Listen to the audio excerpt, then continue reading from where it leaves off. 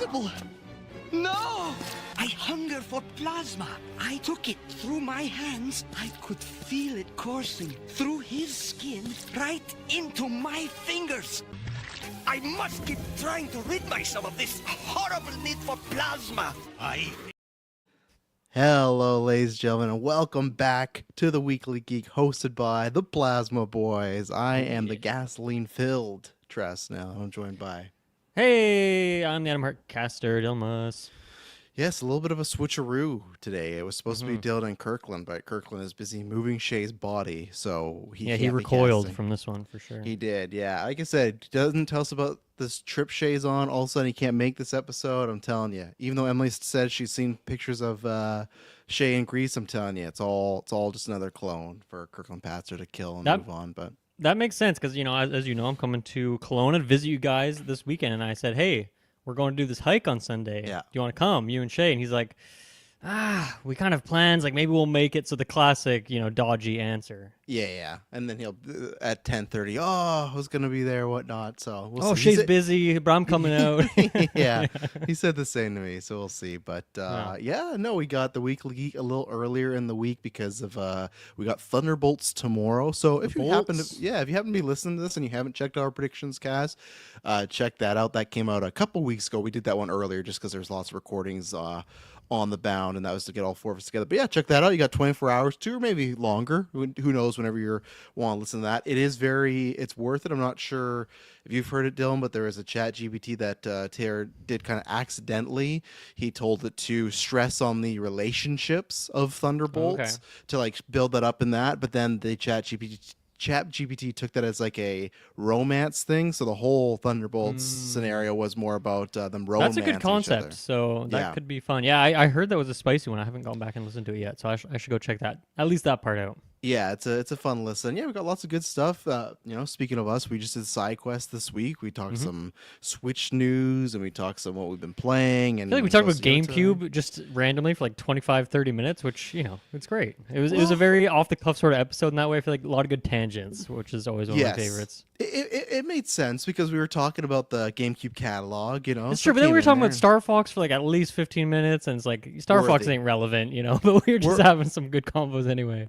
Someone has to keep the dream alive. I'm not saying we kept the dream alive because there's other people, but in the gaming podcasts I listen to, I didn't hear many people talking about 3D Donkey Kong 1, right? But you and me would always talk about that every few months. So my hope is like me projecting, like I feel like we've done that a few times. Strikers, and I know there's companies want to make money, but I feel like Strikers, Marvel Alliance, and Donkey Kong, I feel like now for me, specifically Star Fox, but specifically for me, Star Fox Adventures 2 or something like that, I'm putting that into the ether to happen. You know what? I think it's gonna next 5 years. I don't really think so, but you never know. I think we got some. Would good you luck, pizza bet on that? I'm not going to take this. I wouldn't pizza bet on that. No, I like to still make pizza bets on stuff I'm confident about. Which you and I got to talk. Maybe we'll have a little tangent. We got to talk about our pizza bet. But as supposed to bring up something we're going to talk about a little second here. Says I was finally able to get my IMAX 70mm Cine tickets. Going to be seeing it literally last screening before they switch over to Thunderbolts tomorrow. That's awesome. Yeah, because they're losing all their screens, which will be kind of interesting because that's a tough world because I feel like Sinners, we're going to talk about later, has a lot of heat, and I don't think Thunderbolts does. So it's one of these things of like, okay, that is the big dog taking the IMAX screens away. But I bet if you were to ask theater owners, like, what would you rather be keeping there? Like Sinners is still, for those very pristine showings, are selling out just because like it's a big deal. There's not many films shot in that way. So it's one of those things of, it's interesting. But yeah, we're going to talk about Sinners and that later. Sorry, quick question. Like 70mm as a film casual, what does that really mean? So obviously it's shot on film. It's like it's the best way to look old and pristine at the same time. And by what I mean look old, it's just like I feel like if you watch something from the 80s or 70s or something now, you just feel like, oh, there's something different about it. And that's because obviously lots of stuff is shot on digital. Like that's where Nolan has that, Tarantino does that, where they like to shoot on film and you can see just certain colors pop. Like I would love to shoot on film, but it's very expensive and very risky. There's a whole episode. Yeah, there's a whole episode about flammable too, right? It is, yeah. In the studio, there's a whole episode about them losing a canister of film because that's what you can do. Or digital, you just click there. But it's just too, and I would recommend this at one point, Dylan, if you ever want to know, because that's one thing I feel like I'm not the best technical guy on the visual side, because there's so many people that break it down. To promote Sinners, Ryan Coogler did like a 12-minute video breaking down every single different type of way to film and how it plays in a different theater. So it's like, oh, if you watch this in this type of theater, it's gonna hit you this way. The lighting, I'm sure. Yeah, if you just look up like Ryan Coogler camera, yeah, it's worth it. It's a good explanation. So that's what I would recommend, because he, who's like a master, explains it much better than I am, other than me just saying like it's very poppy, it's very visually stunning. I think lots of the just darkness pops a lot better too, as far as we talk about movies all the time where it's like, oh, that's one thing about Sinners. Lots of stuff at nighttime, you can see everything. You see and that has to do with lighting as well. But that's a rarity in these trying times. The CGI world that we live in now. Yeah, so I don't even know what is the technical classification. Let's see.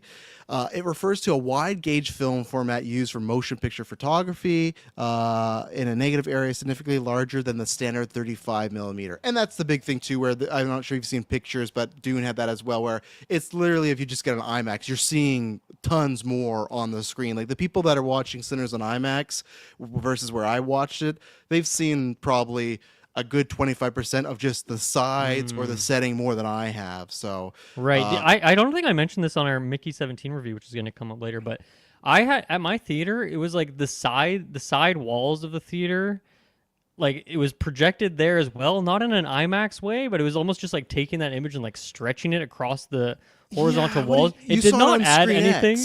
That's what you. Maybe that's what it called. was. Yes, it was not like I would not recommend it. I don't think it added to the experience at all. But it was the first time I've been in a theater for that, so it was odd. It was like cheap IMAX, I guess. It seemed. I'm guessing it's cheap to do that. And there you go, Espas, who's probably seen more than me, because I've seen the 70 millimeter like at the Grand 10 or at home, but to me, I've never had to see it on like an IMAX yet. But he says feels like the next level HD or 4K while showing even more detail and depth. And yeah, that's to me is as far as what I talk about with pop. Like that's just a way it just comes alive a bit more in detail. Since a lot of people now shoot in digital and use filters to add some grain and make it look film. Yeah, and yeah, same thing. I have lots. I mean, the selling point that you mentioned there for me is just like clearer, like dark vision, which I'm sure was also just his lighting and stuff, and not strictly just like the way he was filming it, but also taking into account like a million different factors. But like that does make a big difference. There's so many movies that are just so hard to see these days. So I think that's a great sell. Yeah, like, oh, here you go. Here's the best. Obviously, this is an IMAX screen and everything, but here's like a side-by-side of it in IMAX, but also in 70 millimeter. I'm going to try and see how big I can get it, but just even look at the screen. Left is 70 millimeter. Right is just like a regular. That's what I saw when I watched Sinners. Okay. So it's like, and like, even like, I'm sure, again, different thing, but like, you look at even to the other one right here, even the coloring is different, and as far as like how much it pops a lot more, like that's what I'm saying. I know pop's like a generic world, but if you look at all these side by side, it's like that left side just looks so much more just visually appealing to me, where the other one looks like a movie, looks great, looks fine, but it just looks like kind of like, that's why a lot of people like Tarantino don't like it looks like a digital. It almost looks like, here's the thing, it looks too polished, where I'm going to talk about in a second when we talk about what we've been watching. There's a movie I watched, I'll just say it, I watched Terminator, like the original 80s Terminator, and that's one where it's just like, man, I know there's all these reasons why movies look like this now, and it looks better on a technical level, but there's just something about that movie of, it just looks so grimy and but realistic at the same time. And for some things I think that helps, but for something like Sinners, that's like a horror and it's trying to be as realistic as possible, I think that works to be a bit more on the grittier side. So yeah, enjoy S-Bubs. I wish we had something. Obviously, like, you guys got some stuff in Vancouver, sometimes it's more of a drive for you, but I wish we had something at the extreme screen. But you're gonna say, the Screen X thing. I was gonna say, I've only saw one movie, and that was last year's Deadpool and Wolverine, where me and Emma were in Vancouver, and we were there for a little bit, and we're in between shopping at a concert, and we're like, well, what are we gonna do? This is when Emily was mega pregnant with the twins, so it's like, I don't want to walk around. We also didn't want to stay in the hotel, so I never saw it. I saw Deadpool and Wolverine, and yeah, you see, like, it spreads that out a bit, but I was like, I never need to do the Screen X ever again. It's super warped. Like, it's not like it's like as detailed on each wall. It's just like taking a little bit of image and like stretching it. It looks awful. And I feel like sometimes it's just a still image almost. There's some stuff where it's like, this isn't moving, it's just there. But yeah, so, and then as we mentioned, we got Thunderbolts, that's dropping, and then we got weekly reviews of Last of Us and Andor. And I thought there was something else starting soon. I can't remember. Maybe there's so many shows coming out with Ironheart and Peacemaker, and now they announced Dexter's going to be in July. There's just like a slew of stuff. There's never a dull moment here, but few last moments on that. I feel like the film grain is the biggest difference. Yes, and like you said, Detail, something I'm guilty for. People like us that shoot on digital, like I put some film grain on adrenochrome. It doesn't look nearly the standard of other people, but it's like I love that older look. I think a lot of people do, but I like when it's not clean. And then Espo says, even nowadays, in 70mm reels aren't very compatible with lots of theaters. I think even Chinese theater for LA and Oppenheimer, they had to build extra supports to hold the massive reel. They did. I should try and show crazy. before we continue that. I remember that image going around of the massive reel for Oppenheimer. And it was just kind of like, yeah, this thing was nuts. I'll pull it up right now. Just a massive. I wonder how much that would affect the budget of a movie overall. Like, it's to more switch to a expensive film for like sure. that. It's more expensive. Yeah, like look at that thing. I'll try and get like a bigger That is image, not what I was but- expecting. I was expecting like comically big, but you can fit it in your hand. But that is bigger than a fucking go-kart. I don't know why that's the comparison I had there, but it's huge. Look at this. Like, okay, there we go. I try to zoom in as much. Oh, I'm not even. What the fudge? I'm on the wrong thing here. Okay, hang on. I got a bigger That looks version of it. like what you were trying to show me. Yeah, because I clicked another one, but yeah, look at that thing. That is a massive, and yes, that's why people like Ryan Coogler or Christopher Nolan can do that, where it's not like that. That's a big thing because there's a lot of film snobbery when it comes to digital film. As I've said, I would love to shoot on film, but it's very. I looked into it when we were starting. It's like that's like a end game goal. That's very even for a smaller like short film. Just like it's expensive stuff. You know, it's more work and it's a lot more time consuming, but it's also just the funds for that are quite. And I'm sure there's even just like, a lot of people working in the film industry who haven't worked on that, and so like they just 100%. don't know how to handle it, take care of it, and so you got to like specialized people. I don't know. Well, that's why, too, in the credits for Sinners, there's a thank you to Christopher Nolan and Emma Thomas, that's Nolan's wife and producing partner, because before he did Sinners, he met with Nolan to talk about cameras and that aspect of everything, because he hadn't shot. Like, you can watch that video, he knows his stuff, They but should have again... filmed that conversation. If they didn't, that would have been so cool. I hope they do, like, sometimes, I don't know if it's going to get an Oscar run, but I remember I think it's Once Upon a Time Hollywood, I think that's what it was, where Nolan and Tarantino sat down for 2 hours and talked, and it was, like, fascinating.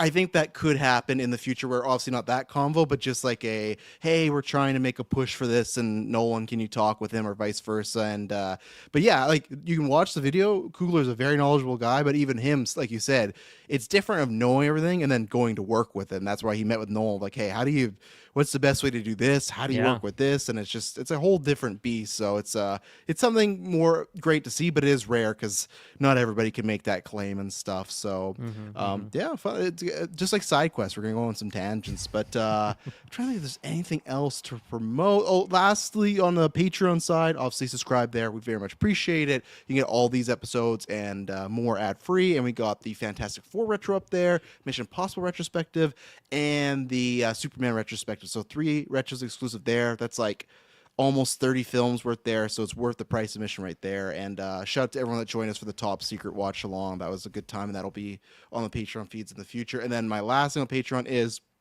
this Sunday, the 1994 submissions close. So for the Golden Geek, or just the GV 10-year Golden Geeks, we let the patrons decide, and they picked 1994. So, as we said before, we're not saying we're going to get to all these. We're going to get the films, make our suggestions, and then we're going to have a meeting and say, okay, what's the best thing? What should we watch? What should we prioritize? But if you want something to be potentially watched or at least considered, throw it in there. And this is going to be a fun one, because I feel like there's a lot of films I've seen in that year, but that's the least recall I have at a Golden Geeks we've done before. Even when we did the decade ones, like, oh, that was only 2010, that was 10 years ago. 1994, I was only 1 year old. You weren't even alive at that point, I imagine, right? Or was that your birth year? I was maybe a fetus at that point at best. Exactly. So that's where it's going to be an interesting one to tackle, especially too, because there's not there's not like, oh, there's the for sure Marvel or DC, or like when we were talking, someone threw in like 2001. To me, it's like, okay, I'm down to do 2001, but for me, it's like, well, Lord of the Rings just wins everything. Like that's a spoiler if we ever do that year. Like my vote goes to everything Lord of the Rings. But 1994, I'm like, I look at the list, I'm not. There is one film. There's one for sure that now I kind of forgot that one, but the rest of them is like, oh, this is going to be fun to fill the bracket. If you want to find out which one it is, you got to tune in.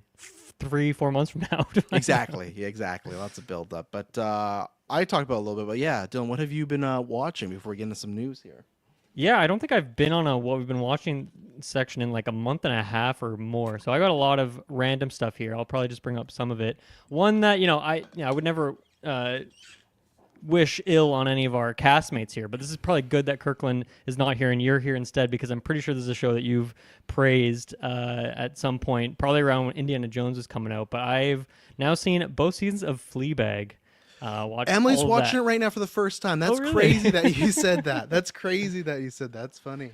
That is funny timing. But man, what a show. So great. I mean, it's pretty short overall, right? It's like 2 seasons, 6 episodes per season, and then each episode's like 20-30 minutes or something like that. Maybe there's like a longer finale, or I don't know what it is, but like pretty brief to get through all of it. And I was looking into it a bit afterwards, and like, I mean, it seems like it was planned to even just be a 1 season, and then like, okay, she had a good idea for a second one, and like the idea worked out, I think, and really added to like a new dynamic to the show, and then just like ends in like a really good place for the character, where there's like, yeah, you could keep going with it, but like, and I want more, because like this is, as I mentioned, 6 episodes per season, pretty short. Like there isn't a dull moment in here. Like every episode's great, every episode's funny, and there's no filler, and everything's like either good for the story or just like super funny.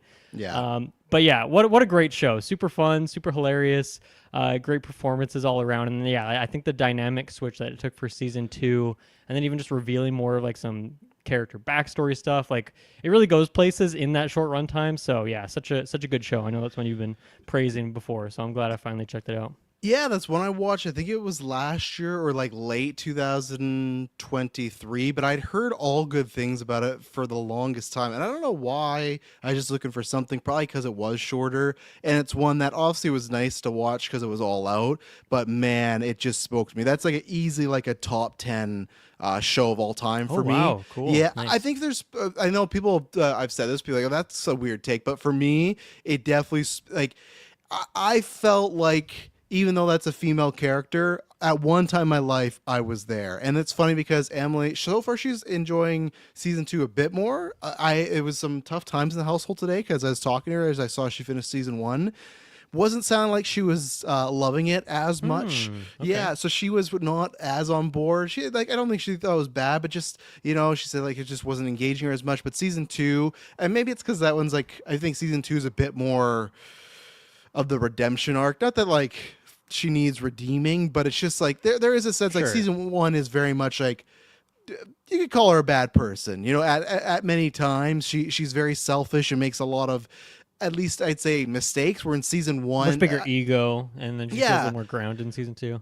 At least in season 2, it feels like she can just like admit those were mistakes. For season 1, it feels like, are those mistakes, or is this person just like a straight on asshole, right? And I've talked about this before. Like I feel like before I started dating Emily, I was I always say it, scumbag Travis, and I said to Emily, I'm like, do you think you've ever thought yourself as a bad person? She's like, oh, not really. I'm like, oh, I think I had that. And I don't think that you need to like the show, because I don't think Dylan Must is an upstanding guy. But I just think there was a dark period in my time where made some mistakes and just felt like it was a kind of F the world situation.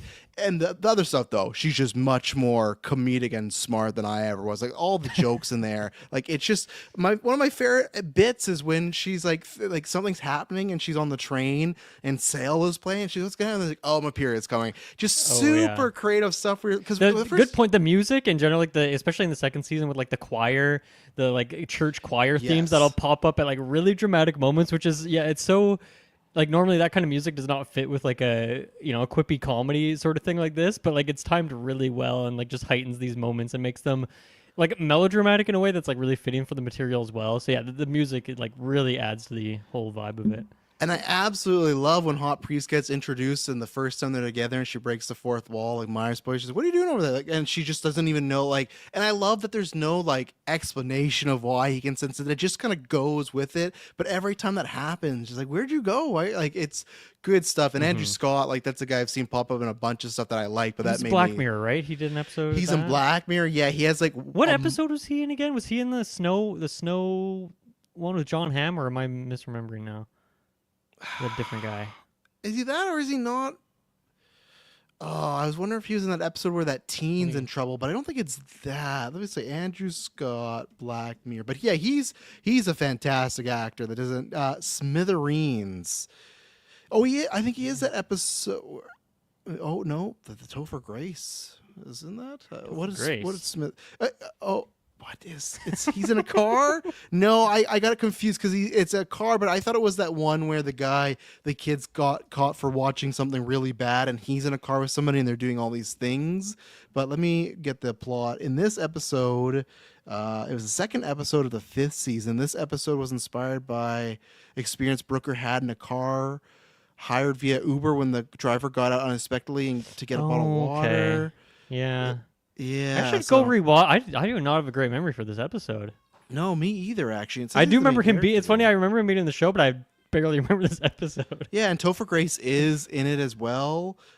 Damon Idris, who I can't remember, but yeah, no. But yeah, I'm glad you watched it and enjoyed that. It was. I'm glad you're saying that because I was severely disappointed. I'm like, this might be it for us. You know, this is one of my favorite shows. You might be going back to your Fleabag era.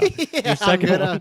I'm gonna be like her. Everyone's keeps asking for that 3rd season, and yeah, I'm wanting her to do more because she did a show on HBO that me and Emily really like, which I actually got to bring up. Did she write it or was acting in it? Or both? Yeah, she acted and wrote it. It's called Run. It was Domhnall Gleeson, and it's where there's a couple that they're like sweethearts, and I think they decide like, hey, in 20 years, no matter what, we're gonna meet up. And the thing is, like, his life has changed, she's married, but that they keep the bond, and that gets into a whole situation because obviously their lives are different. And it ended on like a cliffhanger, but it didn't go anywhere. And I'm really disappointed that Amazon, I think Scoopers, or I don't know if it was official, but it's pretty much announced that Laura Croft show she was working on is dead. And I thought, man, like, to have Laura Croft be a 3-dimensional, witty but tough character, like, that's the perfect person for it right there, and it just didn't happen. So I'm really hoping in the near future we get another show, even if she's not starring it, that she's writing and producing. And again, I like her acting too. I was on the camp with you. I liked her a lot in the Indiana Jones, and not just because of Fleabag. I liked that character, so I hope to see her. Yeah, and I liked her line, a lot in that movie before. I haven't watched it. Should I watch Run? Like, even though it has a cliffhanger, is it worth the time? Unless you love Domhnall Gleeson, no. I think it was a good show and very interesting, but I don't think it reached the heights of Fleabag. I think that's one thing I'd say. It definitely felt a little less than, but a fun show. And it ends in a way where it is a cliffhanger, but you could almost still take it as like, I'm happy enough with the ending. It's just a very messy ending. So, gotcha. Yeah. Okay. There's so much here. I think I'll just pick and choose a few things. So I've this was like a month ago now, but I've watched all of Spider-Man freshman year, caught up on that now. It's great. It's excellent. I wish that I had made more time to like be on some of those episodes with you guys, because obviously there's tons of crazy stuff that happens. But I think it's fun to see, especially in like the MCU era.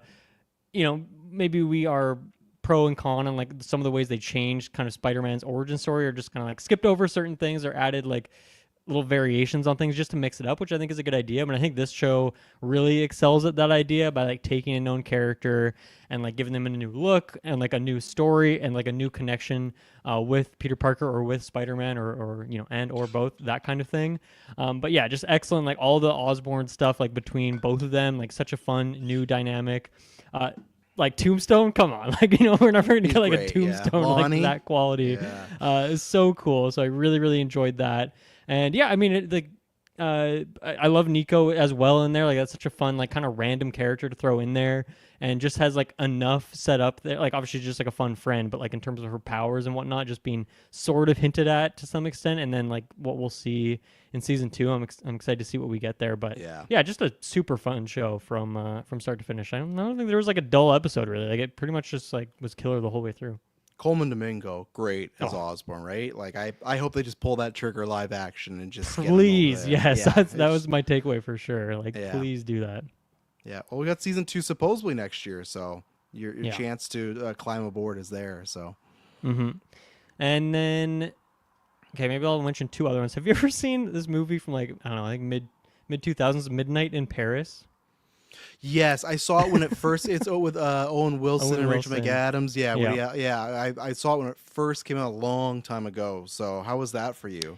Yeah, a very random watch. I don't know why I happened upon this one, but it's kind of just like a rom-com and like a down and out writer, like that kind of storyline that you've seen a million times before.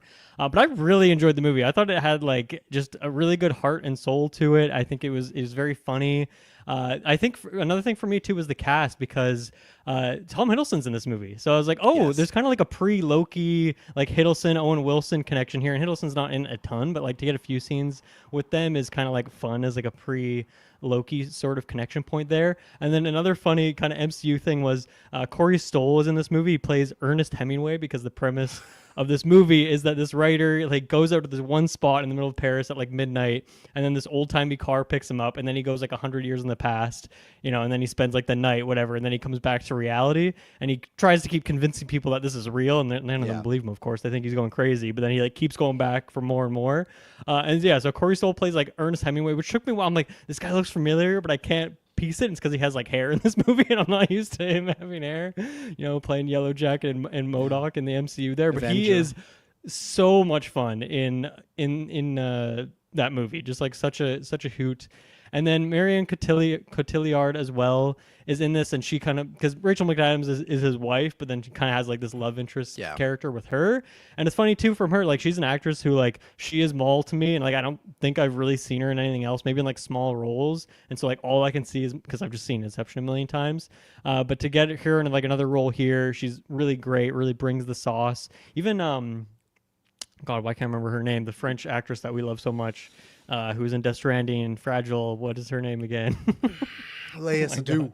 Yeah, Sadu is in here as well. Kind of once again a smaller character. But just like, I forgot that. Yeah, she really. has so many small characters. Like same thing we're doing the retro right now.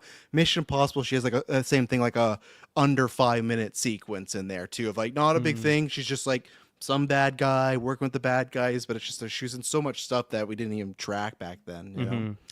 But yeah, overall, just a super fun movie. I mean, I feel like Owen Wilson, I kind of think of him more as like a comedy guy, but obviously he has like drama chops, and he's like been in so many rom-coms or just romantic movies as well. And he's just a great actor. I feel like he's very, even though he's a big name, I feel like he is kind of underrated for his range, even if he, does a lot of the time just like play the same kind of guy over and over again, which he sort of is doing here. But I don't know. I think he's a really captivating front man for a lot of things. So that was a good movie.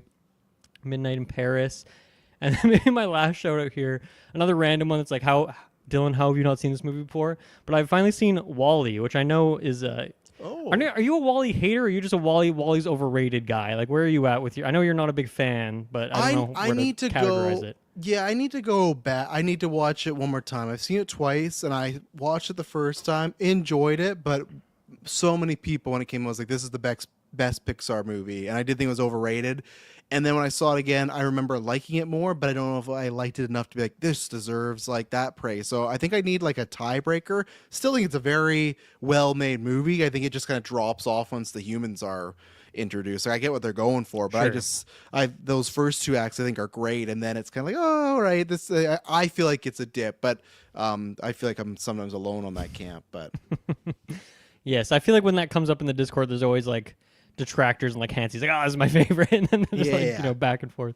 It's funny. I feel like my big takeaway here was just like, oh yeah, this movie has like amazing animation, which is like the least interesting take for a Pixar movie. But it's funny, like I don't know if I've ever even seen a trailer for WALL-E. I just like knew what it was, seen memes for it, seen the box art like Blockbuster back in the day a million times. But like I've just never seen it in motion. And I'm like, oh yeah, the way they make the robot move around, and like he's got like whatever the tractor things are that he's always moving around with, and like the quirky little stuff. And obviously it's like compared to other Pixar stuff, and some other Pixar ones are like this, where your protagonist, even like your second protagonist, like don't really talk. It's more just like sounds and emotions. But like reading emotions from like a little garbage robot is, exceptionally impressive, of course. And it's Pixar. Of course, their animation is like top notch. Yeah. But I love it. It's really great. I don't know if I feel like I haven't seen enough Pixar things, and I haven't rewatched a lot of old ones other than like Monsters Inc. and Incredibles, which I rewatch all the time, to like do a ranking or anything.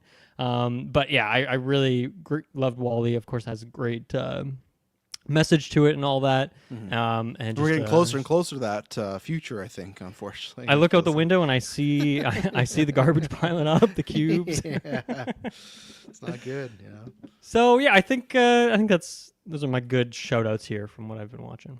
Yeah. Okay, well then, like I mentioned, I watched Terminator. I love that. The reason I watch that is just because every once in a while, you know, when the twins are crying, losing it, you just kind of have to entertain them.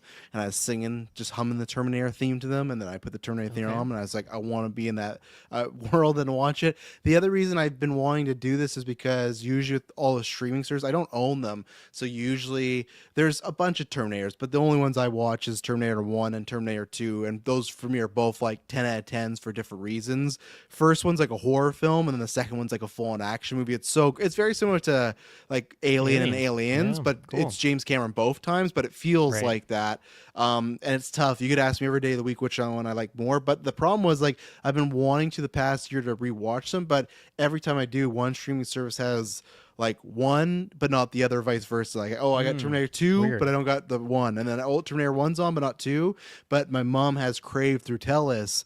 And with that is like, you also get HBO and Stars, and that had Terminator 1. So I finally was like, okay, or I think it had T2. So I got Terminator on Amazon and then T2 on Crave, so I'm gonna watch that soon. So but yeah, I love those movies. I don't want to say too much because my hope one day is the same thing that's happening with Alien and Predator. My hope that happens with Terminator. Like, that's another classic 80s franchise that really, it's kind of similar, where you just have like the first two that are considered like sci-fi masterpieces, and the rest of the franchise is just like a bucket of or bucket of just like wild combination stuff. And there's like tons of stars. Like, they had one with Mackenzie Davis, and there's ones where they brought back Arnold, they brought back Lyndall Hamilton. There's one with Christian Bale. There's one with Emilia Clarke. Like, it's a franchise. How many are there overall?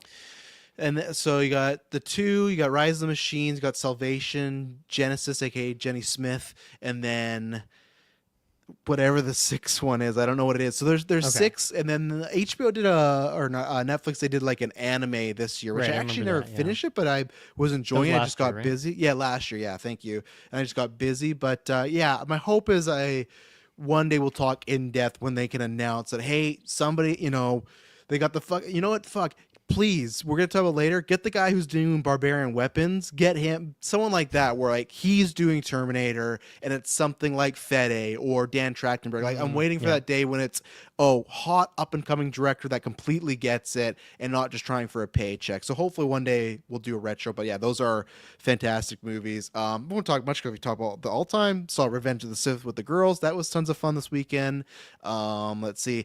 My only mini rant is I'm going to bring up, very annoying. Our theater had probably about like 25 to 30 people, but where we were sitting, we're in like, let's say, one of the middle sections, and there was one row behind us and then 2 rows ahead of us as well that had nobody in there. But then somebody decided that they had to sit 2 away from me. Most annoying thing, people have heard me rant before, I fucking hate people. It's just like, and these other there's 3 other rows that are still prime middle spot. Why are you sitting like 2 seats away from me and my girl? So I actively like sat like 3 away and separated. It's like, it's just like, even for your benefit, it's like, why are you sitting here? And then on Thunderbolts tomorrow, I'm gonna hopefully no one's sitting in the handicap spot because I bought the very back row, and it's like, I'd say like 50% full.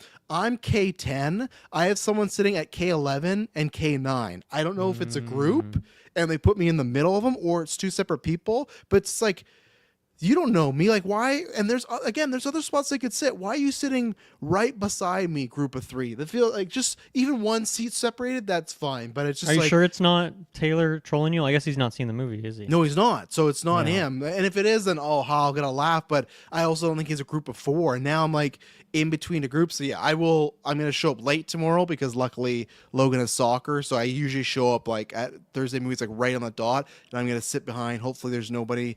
Of course, if someone needs a handicap seat, I'm not gonna take it. Like, I will sit, but like most of the time that's never happened to me. So I'm gonna wait and sit behind them all. I watched the Monkey. Okay. It was okay. I've said this before. I'm not that person, that genre. We've talked about like Final Destination. I don't like the genre of like unknown entity that kills you. It's very much like Final Destination. I'd say just more silly, and it's very surprising. More silly than Final Destination. Yeah, it's more okay. Whoa.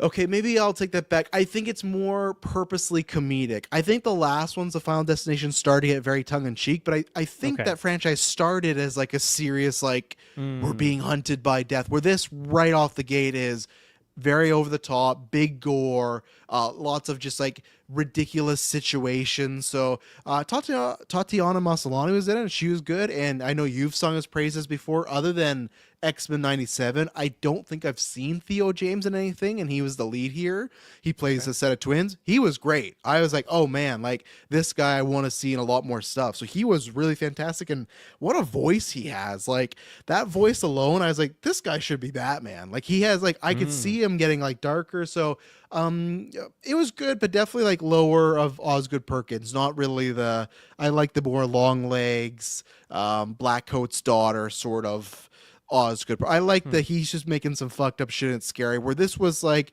it's messed up stuff but like really crazy. Hey, so yeah, it was fine. Since you've seen his other stuff, obviously Long Legs, but other ones as well, like I don't know, do you feel like he's trying to reinvent himself a little bit each time, like specifically trying to do something different rather than just like being pegged as like a certain kind of guy? Or I think this was him maybe trying to do something different, because all the other movies that he's done are like Long Legs, if not more slow and kind of creepy. You know, there's I think I said it right, the Blackcoat's daughter, that's like another one that has some possession stuff, and that one's really, I got chills on that one's real. There's some imagery in there that's really just messed up stuff. And then there's another one there where there's like a ghost in the house, and that one's just kind of slow and like it's fine. The movie's not called A Ghost in the House, is it? No, it's not. I'll quickly shout it out to find something, at least give him the credit. That sounds like a scary movie parody type thing. It does, yeah. The only one I still haven't seen is his Hansel and Gretel movie. So I could say that maybe that is like the monkey, where it's a bit more, or sorry, it's Gretel and Hansel. Yeah, Blackcoat's daughter. And then he has a movie coming out next year called The Keeper, but I'll find out the other one. But no, I feel like this was him trying to do something different, and it didn't work for me, but I think a lot of people liked it. Yeah, this one's called I Am the Pretty Thing That Lives in the House, and that's the ghost movie. So, and it was that one was not my jam. So there's a movie called The Woman in the Yard. Yeah, I'm gonna watch that. Me and Emily have been. We've made a list because the twins. There's a lot of movies that I have not seen in theaters that I usually would, and I think Woman in the Yard. That's a new one, not an old Perkins. No, it's a new one, and it's not Osgood Perkins though. I've heard that's with the lady in the veil sitting out in the field. Yeah. I've heard mixed things, mostly bad, but still, I want to see what the gimmick is. And then my two final ones, I watched Kiss Kiss Bang Bang because I'm still doing my Val Kilmer rewatches. That was Emily's first time. She liked it enough. I really liked that one. If you've never seen that One Time Dylan, you should watch it. It's him and Robert Downey. They have such good chemistry. It's like a PI detective movie, but it's like a buddy cop movie. Man, really good. Put it on the list. Yeah, definitely some stuff that's not completely, I won't say PC. It's like Tropic Thunder, where it's like you probably couldn't get away with some of this today, which is funny because it's also Robert Downey, but really good. And then finally, we watched Novocaine, because I said me and Emily were making a list of there's a lot of 2025 movies that have come out. Usually I'd see in the theaters. I won't see them because of the twins. Which ones are you interested in? And we start with that. And I was pleasantly surprised. Like, I thought it looked like I thought, okay, this is a good time. This is like a solid 7. I haven't rated yet. I probably would give it like a 9.5. I highly enjoyed it. That one's more just like entertainment factor. I don't think it's like one of the best made movies. There's some cool cinematography. It's definitely like a John Wick mimic type of movie, but I got to see it for Golden Geeks purposes. Unless we have a weak year, like the only one I'd fight for is Jack Quaid. Like he is really good. He plays like this plucky, very just almost like when we met Taylor, like very naive. I say it in the best way, but very good-hearted naive. Where now we've brought him down over the years, but like does no wrong, thinks everything is great. And Jack Quaid, who has said he's like the best, like he's the new Tom Hanks. I think he's the best guy at playing the everyman. Like you can see Jack Quaid and be like, oh, I know that guy. Like Tom Hanks is always good at being like, oh, he feels like a normal person. But there's some, like I watched the Saw movies. There's some fucked up stuff in this movie because the whole, I think you know the gimmick, right? That he can't feel pain. Right. So like these fight scenes and like I'll just say like the stuff that happens in the kitchen. It's just, I was wincing because I didn't think I knew it was rated R, but I thought they were still going like way for like it had Saw like torture in this like John Wick comedy movie, and I was not expecting that. And there's some really comedic stuff. Only thing is like it's It's pretty predictable. Like 5 minutes in, there's like a twist that's gonna happen later, and me and Emily will know like, oh, this is the twist, right? And then it happens. Like, okay, like that's where it's like I could not give it a perfect score because there's stuff where it's like this is very paint by numbers, and I also feel like Jack Quaid is like he's elevating the material more than the material's that good. Like another actor in here might not be as fun, but Gotcha. like there's just one scene I'll show. It's like a minus way, but he's getting tortured but he can't feel pain, so he's pretending that he's in a lot of pain while he's getting tortured. He's like, oh yeah, that fucking hurts. Please don't stop. And I'm no Jack Quaid, but it's like a 5 minute sequence. And it's just, it had me. He's doing such a good job of pretending he's in pain. He's not really in pain. Like, he's kind of bored by what's going on. Like, minus where, like, they like start to rip out his fingernails. And they show you, it's full on, like, random camera. It's going on. And he's like, oh, this is the worst thing in my life. But and the torturer has no idea. He's like, yeah, you don't fuck with me, big guy. Like, it's just like, it's stuff that worked for me. So I highly enjoyed it. I was surprised. So, I can't wait. Good. Yeah. I feel like I was just looking at my Golden Geeks list for this year. Apparently, I've only seen 2 movies this year, so I am very under. And now I'm gonna be watching a bunch of '94 things. So I feel like this might be a low watch year for me. We'll see what the second half of the year brings. But yeah, well, even in my list, like right now, like I know at some point we're gonna talk about, and you'll see Sinners, but like even right now with the films that have come out, like.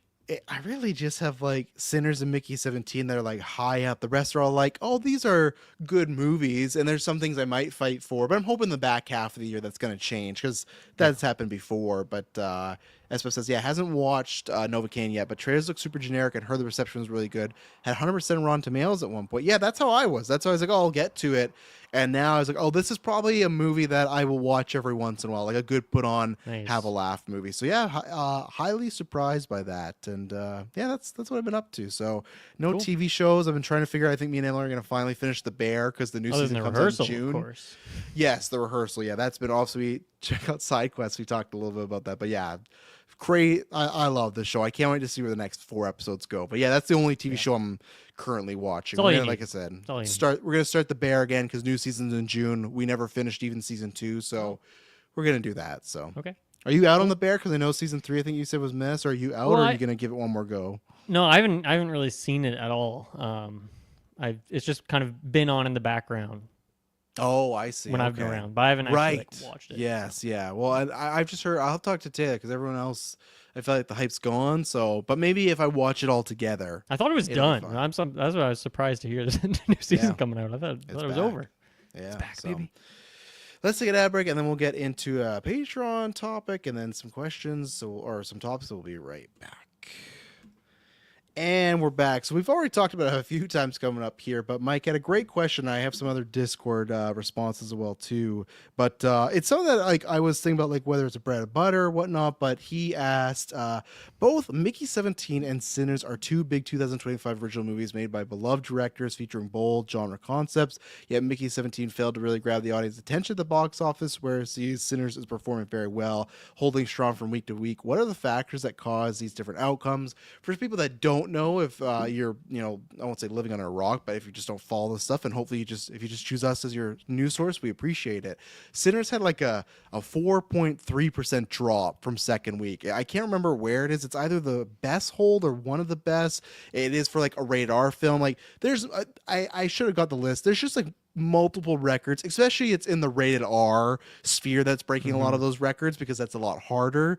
But yeah, had a 4.3% drop is crazy. Now, of course, it's like made like 49 million week 1 and 44 million. So it's not like an end game where you make 300 million, then obviously the drop's pretty massive, but still that holds a lot of retention. And even this weekend, it's projected as like 35 million. So that's another really good hold. It had something like a really great hold on Easter too, which people were wondering because, it's the Jesus holiday and it's called Sinners. So, but it had like a bump in money and stuff. So it's doing killer business. The atheists showed up big that weekend. Ryan Coogler were coming out. We're with you. But yeah, so it could be rounding out anywhere from like 300 million, which is pretty good for a 90 million budgeted film, like original, but still that's a big budget film for an original IP. Lots of those stuff we've talked, it's like, oh, that's like a 20 to 40, maybe 50, but 90. So obviously it's a thing that 90, is that, excluding marketing as we usually It consider? is. So if you were to double it, let's say they went, that'd be 180. So if it's projected to finish around 300, that's still like a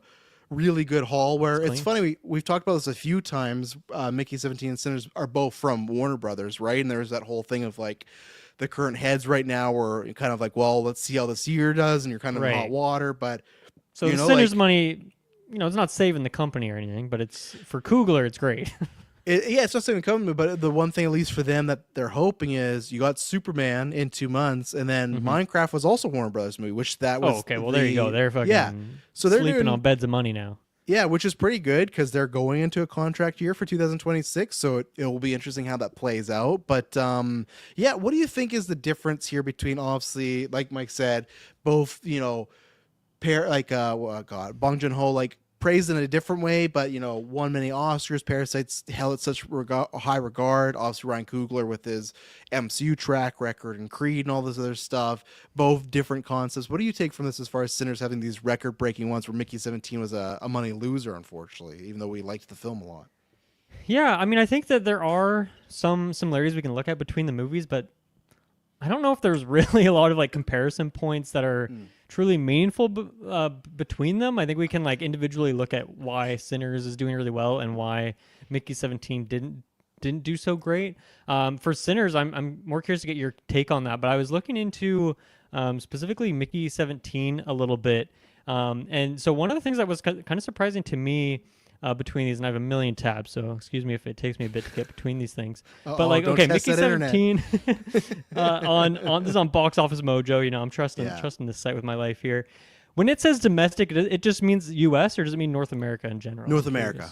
Okay, so Mickey 17, 46 million, Parasite 53 million. So like almost identical, really, between like Parasite and Mickey 17, but where the movie fell off a lot more was in that international market, and that actually makes a lot of sense. And I was specifically looking like down to the region, and like the two regions, one that is very not surprising at all.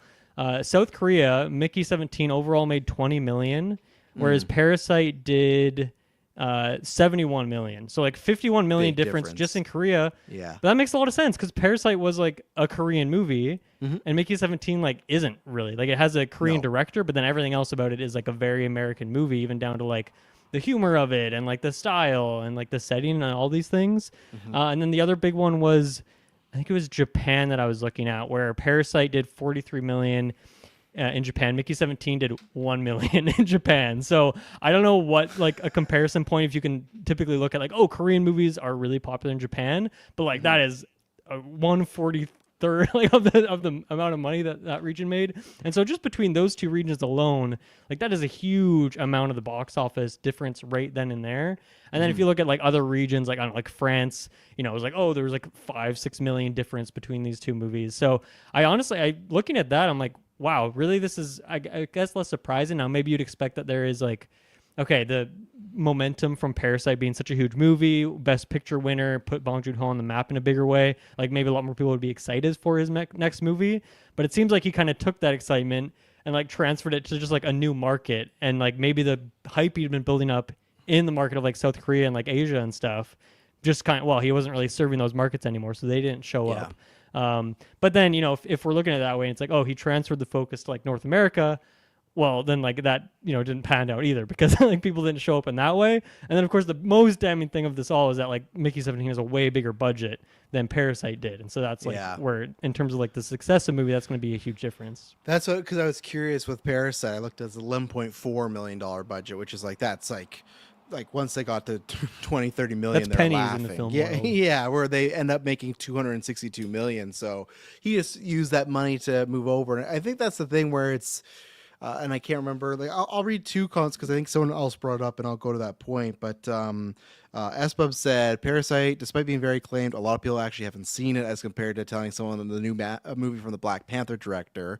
And then I also think that showing Michael B. Jordan shooting guns at some vampires in the trailer easier to sell than Robert Pattinson having a clone. And then Clay said, I also think repeat business is legit here because Sinners is so different, exciting to me. Mickey, well, was a shitty rehash of Snowpiercer. That's Clay. Which Clay, I saw your lists on Letterboxd. There's no like. I know Clay did not like it, but the fact that it's like low, like it's his last ranked movie on for the year, like it's below like Cap That's crazy. 4. Like to me, that's some crazy stuff. Let's see, and he says none of my friends ever suggested seeing the movie twice. They're not movie people. However, tonight we saw Revenge of the Sith, and one of my best friends suggested we should see Sinners again. And I think that's one thing where what S. Bub said at the first point, that's where it's like we've talked about many times, like our Discord, our listeners, people on Twitter, Facebook, anyone that listens to film podcasts, like we are just in a bubble. And I know like even Parasite is this super acclaimed movie, but I should ask people like my parents, and I don't think they've seen Parasite, right? I think my mom maybe might have, because I think when I don't know. I feel like it's almost different because like that generation is like more into like the Oscars. Maybe this is of course a generalization, but they're more into the Oscars and they see Parasite getting all this hype and they want to go see it. Another interesting stat is looking at here. What do you think the opening was domestically for Parasite? Oh, domestically, probably like 900,000 or something like that. Yeah, didn't even crack 1 million. 300,000 and then ended at 53 million. So obviously that was one that like picked up steam. I think that was the case for me as well. Like I went and saw it in theaters. I don't even know when, like around the Oscars time, which I don't even know when the movie came out, but like I don't know if they put it back in theaters for a bit, like around when it was getting some hype which built why up. my mom might have saw it, which you're right, because lots of time like when Honora won Best Picture, she's like, okay, I'm gonna watch that. Where I can't remember. Oh, and she had asked about The Substance. I said, yeah, don't watch that. That one's not for you. But she might have. But that's where if it wasn't for the Oscars, I don't know if she would have. And that's where there is like tons of people that have probably never seen it, because there's just tons of people. It's like if it's black and white or subtitled right away, that's like okay, I'm not watching that, right? And I think like not exactly to Espo's point, but there's a different point I was going to say, like Michael B. Jordan and the Shooting Vampires. Like that's true. Like the movie is being sold as like, yeah, it's Robert Pattinson clones, it's about dying, but you can also see there's a political slant to it.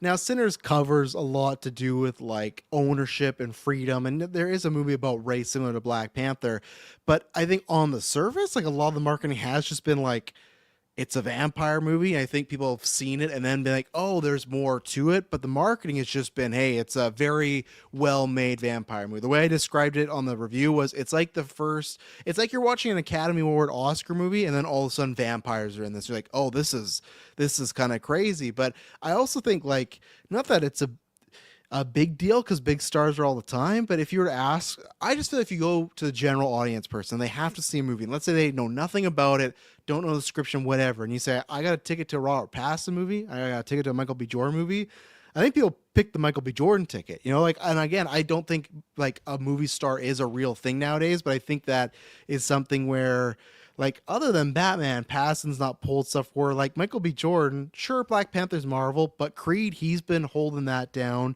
He's done this. Like, Michael B. Jordan has, like, a little resume now of multiple movies that he's led and have been big hits where I know someone's going to throw Twilight at me, but if Pattinson was in that or not, it would have been a hit. You know, like, if Henry Cavill got that role like he was the runner-up, it still would have been a massive thing. I don't put Pattinson as the reason Twilight has done well, and we'll see, because Pattinson has a movie with Zendaya coming out next year and Jennifer Lawrence, so maybe I'll be proven wrong. Maybe those will hit really well, but I think that helps too. Is I think Michael B. Jordan is just a bit more of a mainstream, like an action star in a sense, you know. So yeah, I think that's a.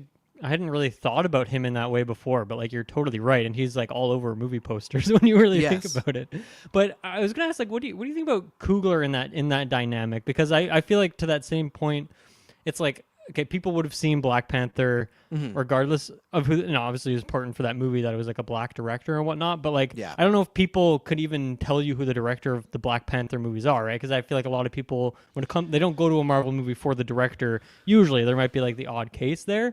And it's like, that's where like context is so important, where you could look at Sinners compared to Black Panther 1 and 2 and be like, wow, Coogler's movie's bombing compared to what he did last time. But obviously that's like on whole different scales, different budgets, and like all these different things. And this is, of course, original, which is really meaningful and powerful too. But yeah, I mean, I how much do you think the name Coogler is like getting people to the box office right now, or getting people rather to the theater, not to the box office?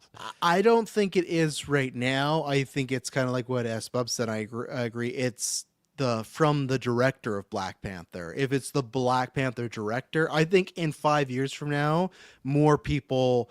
I do think Coogler is going to establish himself to be similar to like a Nolan Tarantino type. Like I'm not trying to toot my own horn, but I said on Black Panther review, like this guy, I did not care about Rocky. He made me care about Rocky, and for me, I still think Black Panther is the best MCU movie. And then this is a fantastic movie. I gave it a perfect score. If you haven't listened to the review, so listen to that. So for me, I think he will in a few years be quite established where Ryan Coogler is the name, but I still think right now it is just the director of Black Panther, and I think a lot of people did love that movie, but I also think that specifically, like the Black community did love that movie, and it felt representational. And I remember, because Taylor said the same thing about Sinners, when we saw Black Panther, I remember probably 20% of the audience was white and the rest was not. And Taylor said the same thing when he saw Sinners in Atlanta, was the same thing.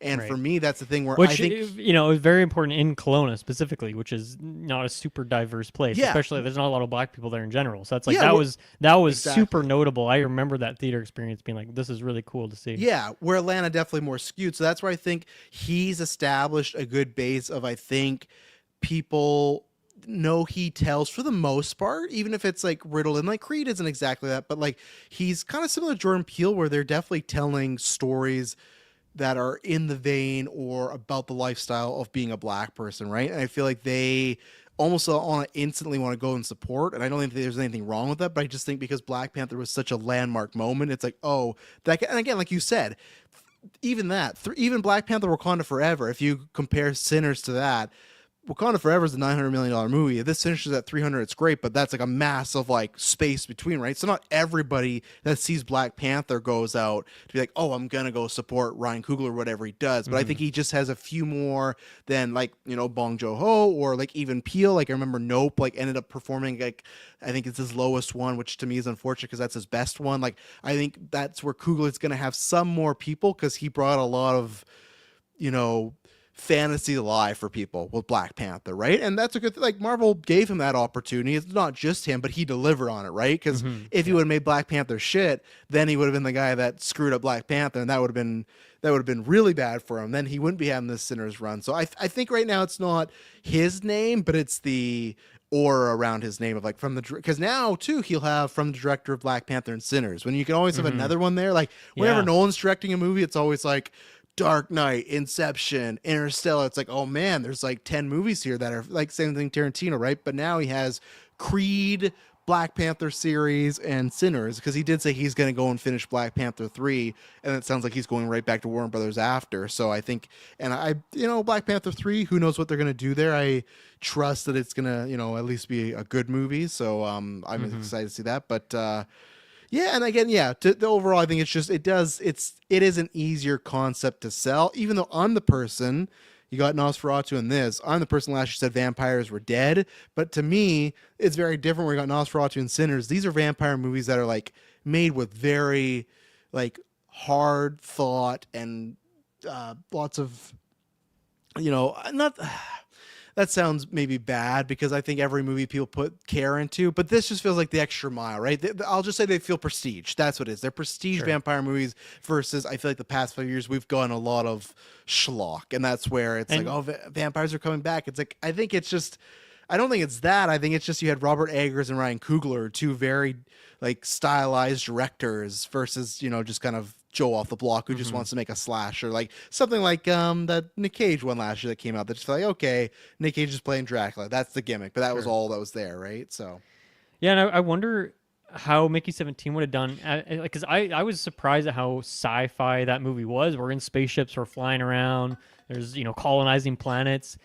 Like I didn't expect that. I knew it was sci-fi because there's like cloning and things like, and there's a weird machine that Robert Pattinson's popping out of and all this stuff. But I don't know. I didn't feel like I really got that perspective from it, and nor do I feel like the poster really sells that. And I don't know. Maybe if they had dipped more, maybe that would be a little. I mean, I don't know. It is a big part of that movie though, like the sci-fi stuff. I don't think it would be like misleading people to sell some of that stuff more. But I wonder if that would have brought a bigger audience in. People who are like into sci-fi stuff. And I think another comparison point that's interesting between both of these, and that's just maybe you can look at this year so far, and it's like, okay, there hasn't been a ton of like big blockbuster type things coming out. I feel like both these movies kind of had like a free runway to like crush it for a few weeks, not a lot of super stiff competition. And so obviously we can see like the difference between them, where Sinners is like picking up steam, whereas Mickey 17 just like dropped off and then just like died like almost immediately. So I don't know. I'm really curious to see what this weekend's like, especially with a big Marvel movie coming, or maybe not a big Marvel movie, but a Marvel movie coming out, which, you know, is usually like a big box office. Well, is often a box office hit, but maybe not even usually anymore. So we'll see like what happens to the momentum of that. But yeah, I think that just goes to show like maybe the quality of the movie overall. I of course love Mickey 17. We were generally positive on it here on our reviews, but I think it has been like generally more mixed. Whereas Sinners is like across the board, people love it, and then that word of mouth gets people to go and see it. And I was able to convince my parents to go see Mickey 17, so I got a couple ticket sales there. But I think like I shouldn't have to. Like this Bong Joon-ho, you saw his last movie. You know he's an exceptional director with like really weird, interesting writing, great cast. Like I don't know, it shouldn't have had to be one of those movies, but it wasn't even able to be that just because of maybe it was a little more divisive. Yeah, and I do think it's like a small percentage, but I said this with Cap as well, where I don't think the previews were hitting you over the head, but at least with Mickey 17, you felt like there's still going to be like somewhat of a political skew, like even some of the stuff they showed with what's his name there, Mark Ruffalo, where I feel like again the Sinners trailer, there is a lot of stuff that has to do with, you know, race and slaves, but that's not too overtly in the trailers. I feel like they're not selling you on that, where I feel like I've said this before, I think a lot of political stuff is a turn off for people right away. I thought that with Cap, I thought that with Mickey, especially 17, the last few months, people are exhausted. Yeah, I think anytime they see something about a dictatorship, and not saying that's because that's not a bad thing to me, it's not like that, because at a time that's like someone making a piece of art and trying to show you like, look what's happening in front of your eyes, like, you know, in the movie when, you know, all the people don't understand what's going on, it's happening right now. And that's also, I don't know what's happening with the Andor numbers. Andor is the same way, like that's like the Empire is like a lot of stuff that's going on for what's happening in our world right now, where I could see someone watching and being like, I don't want, even though it's the Emperor, it's like, I don't want to deal with like a dictatorship storyline about people's votes taken away or their freedom. Like, because we have that conversation all the time, and we have for the past 4 or 5 years. And it's like, people do want to escape. So I think that's the tough thing, where it's a valiant effort to make this art right now, because you're trying to speak to people that maybe sometimes if they see a piece of art, it might be like, oh, you know what, I finally get it, or I see the writing on the wall now, and you need something like that to go, oh, that woke me up. But at the same time, there will be some people who go, like I've said this before, like that you and Taylor talked about a couple weeks ago, but that editing trailer, and I've said this many times in the Discord, like the second I heard it was about, oh, it's a small town during COVID, it's like, I will watch it because I already asked her, but right away I don't want to do that, because I just like, and I'm completely being selfish, because like I had it lucky, I lost no family members. If anyone got sick from COVID, it was very minor.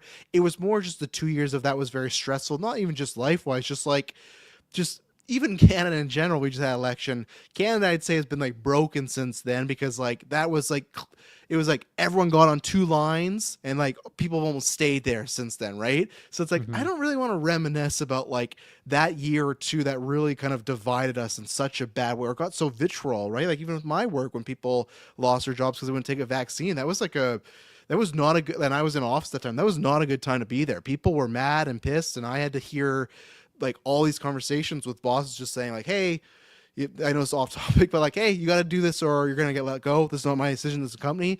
And whether it be people crying or people pissed off. And that's like, for me, anything with COVID, I do not want to go back there right now. Maybe in 10 years from now, sure, I'll take that movie. But I think you'll be nostalgic for COVID. Yeah, exactly. But like, the good old days. That's where I think a lot of stuff with political stuff, people see that right now and like, not. I can take that because I'm usually into politics. Like I watch Jon Stewart or I guess it's the Daily Show. Like I watch that every week. Like I follow that stuff, but I do understand if people are just beaten down by it, especially if you're on one side. You're just like, I just want to see the vampire movie. Now, again, the vampire movie has political stuff in there, but it's not previewed like that. It's previewed as Michael B. Jordan looking jacked with a Tommy gun, taking that, and Haley Steinfeld looking fine, you know. Robert Pattinson, vampire movie, successful. Michael B. Jordan, vampire movie, successful. Common denominator. Bong Vampire Joon-ho. movie. That's what he needs to do. He needs to get Robert Pattinson back in the vampire realm. But yeah, no, it's interesting, and it's great that it's doing well, and I'm happy for it, and hopefully that happens again. But again, there's dozens of original films that are great that also bomb, right? We talked about this a few weeks ago. I can't remember the topic, but there's tons of movies that come out that people don't talk about that, I don't know, make a couple million at the box office and you never hear about them again. Lost this amount of money and then it's over. So but thank you, Mike, for the question, because it's a good thing to talk about there. And Detail says he's doing X-Files next. Yeah, Coogler did say he's doing X-Files. I think he's gonna direct some episodes and be involved. I don't think he'll be writing every episode and involved in every episode. If he is, I think it's gonna be like a mini, like 6 to 8 episodes. I know it sounds bad, but that's what I think. But yeah, and I don't think he's really talked about much. It sounds like he's like for sure doing Black Panther 3, because there's always that chance of like, oh, could he be like, I don't want to do that. But I think it's kind of, I feel like he is a big Nolan fanboy and he respects Nolan. I think he sees Nolan's career, and Nolan did the same thing where he went after Dark Knight and made Inception. That was huge for him. And then he finished off Rises, and then he never touched superhero stuff again. I think Coogler will be the same. Like all these people that are like, oh, James Gunn's got to talk to him for something DC, which is a good transition. It's like, no, I don't think that's the case. I think he's going to finish off Black Panther 3. I think there's some sentiment there. And those people did help make his career, and he's really tied with that cast. I think he's going to do that. And then I don't think you'll see him do a single IP thing ever again like Nolan. Nolan said, no, I'm not doing superheroes. I'm not doing this. Like, he wants to do his own stuff. I think that's going to be Coogler from now on. But I guess I'm wrong, because that's X-Files is that. X-Files is a IP, so maybe I'm wrong. I just be more in the feature film realm, but maybe I'm wrong there. Maybe there's some remake that he wants to, maybe he wants to, I don't know, remake The Blob. I don't know. But Sure. Why not? Anything else on this? I guess, well, you got a couple Discord opinions on this too you want to bring up, right? I said that. Oh, okay. I said that in the before I talked, so we're good there. I cover them all. Cool. Don't gotta go about Clay Shidmore on Parasite. My God, or Mickey 17 Clay. Jeez, hot takes there, but that's what we love Clay for. So, and Clay also was one person that said he was very excited for this film, but maybe he's not gonna see it. So it came out today. This is like kind of evolving story. We're gonna see what happens with it. But Sergeant Rock is a DC film that they've been planning to make. Oh, I gotta find out. There was the plot synopsis that came out. I'll find it after when you're talking. But so this film was supposed to be shooting this summer, but now it depends who you ask. And these are all S tier scoopers. Some say, hey, this thing's canceled. And then some people say, no, this has just been pushed to 2026, but obviously a big push because it was supposed to be shooting in just a few months here. This was directed by Luca Guadagnino. Today it was revealed that we heard this rumor before, but Colin Farrell was cast in it. Mike Fast was also Faced. How do you ever say that guy's name from Challengers? Faced? I think Faced. Yeah, okay. And then David Johnson, who was in that Alien Romulus, who's seen. I think he's a Golden Geeks winner actually. So I think he won for supporting, right? Sounds right. I think that sounds right. But yeah, so that was the cast. But there's the mix of reports here where it's unclear why the project has been shut down. Although insiders said it could be due to the scheduling conflicts, needs to be shooting outdoors. The insider said the project was not going away, but could be reassessed at the end of the year for the possible summer shoot in 2026, which to me, I love that. To me, even sounds shady of like, well, they could shoot in 2026, but they're going to reassess it at the end of the year. It's like, well, are you shooting next year? Or are you reassessing if you're going to shoot next year? That's already like rocky terms. And then someone said another source raised the possibility that Guadagnino has been untested in action movies. And even though the budget was a 70 million range, that's a paltry sum for comic movies. Higher ups have wavered in their confidence in him, which is true. Like Challengers, Call Me by Your Name, some other stuff like Queer, like he's not directed anything of that ilk. And I will try and find, but it's something to do with like they're looking for some spear that killed Jesus Christ. It was a really weird. Whoa. I'll find it here, but obviously, Dylan, we start in an era where James Gunn announced a slate. Some stuff in that slate's either been like TBD or it's kind of been delayed, and then this movie, which I will give them credit, James Gunn and DC have never ever officially announced. They've never thrown on a slate, never thrown a date, but they've talked about it because it leaked and scoopers have gotten their casting and stuff. They like to not do official announcements till they're rolling and in production, but this looks like a movie that I don't know. It depends who you ask. I'm reading the tea leaves that I don't know if this is going to happen, but maybe it just depends on Superman. And maybe if Superman's a massive hit, Yeah. you get the Rolodex going. But what do you take from this is, we came from an era where DC had a lot of, hey, they announced something, oh, it's canceled. And now, I don't know, I say we're back in that dark times, but it's definitely reminiscent of when we started GeekVerse and what was happening with DC. And that was kind of hope that wasn't going to happen with James Gunn's DC, right? That was maybe going to be a bit more of a tight ship, so... Yeah, I mean, I don't want to repeat myself too much, broken record and all that, but that's kind of my repeating thing is like so much of the DCU right now feels like vaporware until we see more of this stuff. And obviously the Superman movie is going to be a big testing ground for that. But even then it's like, okay, even if Superman does well, yes, there's more money in WB's pockets, James Gunn's pockets, like able to work on these next things. But it's like, the success of Superman does not mean that this movie is going to be successful or a Superman successful a great DC universe does not make, Yeah, like there's so many of these random freak show characters that like the general audience doesn't know about and aren't just like, if you put Batman or Superman on a poster, no matter what, that's going to make some money, whereas that's not the case for a lot of these other characters like Sergeant Rock, Booster Gold and Sergeant Rock and the Authority and things like this. So I don't know. But I do think a lot of it right now is gonna. They're so close to Superman at this point. If things are up in the air and like, I feel like focus should be 100% on making that movie perfect. I'm sure James Gunn's attention is like 100% zoomed in, scoped in on that. He's probably not spending any time to think about Sergeant Rock right now. So that's probably a big reason why you reassess. And then Superman comes out. It's out for a few months. He's probably still focused on that, promoting that, doing interviews, and like that takes a few months. And I don't know, by the end of the year makes sense for him to be like, okay, let's reassess this now.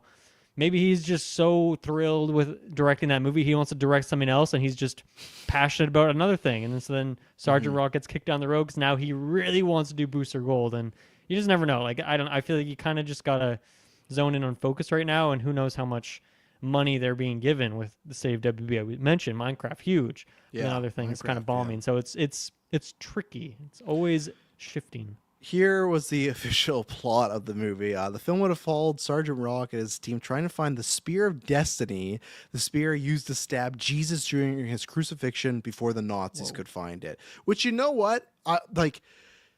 That sounds very Indiana Jones-like, and that's right up my alley. Yeah, obviously this is Radar and would be like a bit more out there, but I was like, because at first I was like, I don't know if I need this. Hearing that plot, I was like, okay, that sounds fun and wacky, but I'm of two minds of like both ways, right? Because I'm of a mind of... that is the good thing about, I think, what James Gunn is doing with his universe so far, that he said this before, like, hey, if a script's not ready, we're not going to shoot. Like, we still hear rumors just currently from scoopers of, like, the Avengers or Doomsday script is, like, not even done. And they're starting to film because they're still locking down deals. Now, Iron Man was the same thing. Their script wasn't done. They started shooting. But I like that approach of Gunn saying, hey, if this isn't ready to go, let's just, like... before we get on the wagon, let's make sure all the wheels can at least work, right? Because you don't want a solo situation where it's like you pivot halfway through or you change this. So like, I like that idea. And the same thing, it's like, he has said that, of course, he wants us to be connected, but he doesn't want it to feel like homework. We'll see what happens. But that is the benefit where he goes, hey, let's say Sergeant Rock literally is just a one-off. You could be a DC fan or non-watch it. That's a good kind of relief, like, yeah, just delay it. If they feel like, let's say this is a legitimate, they all have agreed, we're going to make this movie, but it's just not working with schedules, with the set. Yeah, the slate does not have to shift at all with that. Yeah. You can just drop that anywhere you want on the timeline. And like you said, this isn't a Superman Batman where it's not, that's why whatever it may be with like, obviously there's been a lot more rumors about Matt Reeves and like certain health things and stuff, but that's where that movie gets so much traction because that's Batman, right? In a couple months, there's not going to be this fever of, man, where is Sergeant Rock? Why have they not updated? It's like, okay, cool, they're making that. So that's like the pro side of me of, hey, this movie's not, whatever reason, it's not working. Let's just kick it and we'll come back to it next year. And if it works, great. And that to me is fantastic. The bad side is like, yeah, is it they have this whole idea and it's like, you know what, this was a bad idea. Let's not actually do this movie. Now, I still think that's a good idea to pull the ripcord before you start production, but they still paid people to write those scripts. They still paid Luca to, like for meetings and everything. They still talk to talent. And that's where it's like, is that a DC Studios thing where they're feeling unconfident? Is that a Warner Bros. Thing? It's like the same thing, right? That report of, some source said they were unconfident about Luca directing the size of a movie. Who is that? Is that Gunn and his team, or is that Warner Brothers? Because then if it's Warner Brothers, that's a bigger problem. Because what if James Gunn's all gung-ho, no pun intended, on this, but the Warner Brothers higher-ups is like, you know what? We know you're the president of DC Studios, but we'd really like you not to make this movie, actually. Like, we're not and that's where it's like, well, then you're not even DC Studios at that point. You're just like the same as before, where like in title, yeah, I run DC, but not really if you have like whoever it is, fucking Zaslav or somebody being like, no, don't make this movie. So that's where it's like, yeah, if you don't have Zaslav feeding you budget, what are you going to do? Yeah, exactly, right? So there's with everything, there's like pros and cons with it, and the same thing too. The pro of, hey, 70 million, that's great for a superhero project. That's like, I respect that he's trying to do something different, get someone like Luca's very talented, and if that was the predicted budget of 70, that's great. Much more success rate possible, but like you just talked about, and I just talked about Mickey 17, that had a, high budget for Bong Joon-ho, but if you were to compare it to comic movies, a lower budget, and that, was considered like it lost some money, right? So to me, even at 70 million, I might be able to look you in the face and like I would hate to have to side with David Zaslav forever, but I could be like, I don't know if Sergeant Rock is the play here, because I think the comic genre is already iffy enough. And I know people would say, they might market it as not a comic movie. I just like, what's the last war movie that was like a huge box office blow up, and even Indiana Jones. Jones definitely did not fulfill that. Oh my God. Something happened in my throat there. But that's what I mean of like that. It's a great idea to go, okay, we're going to keep this low budget, but even at 70 million, it could be a flop for them. Right. So it's always been a weird one for me. I like I said, I like that plot, but I'm also a guy that's not too much into war movies, but this sounded less like a war movie. So we'll see. But to me, if it's, a GV gun in my head, I've won the lottery. Is this going to happen? If I were to pizza bet this, I don't think this movie happens. I think this is, even if Superman's a hit, because I feel like then someone might argue of, why are we going to make a Sergeant Rock movie? Like, I'd rather just put that 70 million towards Superman 2 or whatever the next Batman is, or whoever the next Wonder Woman is, Yeah, I mean, I think then, like, if he is supposed to be like a one-off character, and yeah, maybe it starts out that way, and then once you've introduced him, maybe then he crosses over with someone, but like, you probably want to focus early on like the brands that people associate with DC and are going to rise that like stock in DC and the interest there. And not even if it's like crossover stuff, but just like the people that like, I would not, we've talked about this movie a lot, like a couple months from now, I'll probably forget that Sergeant Rock is a DC thing at all, right? Because it just, like, even that plot you gave me does not sound like DC whatsoever. So no. I feel like their money is better spent right now, like really reinforcing that strong foundation instead of doing like the weird stuff. Like, do that later on when you're established and you have like a steady stream of cash. Like, that seems like a little bit risky to do that so early on. And I know there's other things coming out before then and now, but I think it's a great idea to kick that down the road a little bit. Yeah, and even then in these reports, it came out that Clayface is like still on track to shoot as right now, of course, right? But like as right now, it's on track to shoot October 1st. That's its start date, and that's where it's like I still don't know how I feel about a Clayface movie. But if you were to sit me down and be like, hey, we're gonna make Clayface, same thing, lower budget. It's gonna be a horror film, which I think has a better strike zone. Sounds like it's gonna be similar to The Substance in the sense of like. It's a bad comparison because the Clayface story from the Batman Handmade series is literally The Substance before The Substance, but just the idea to pitch it to people. And then even then, it's a Batman adjacent character, right? You can use Gotham, you can use a bat signal.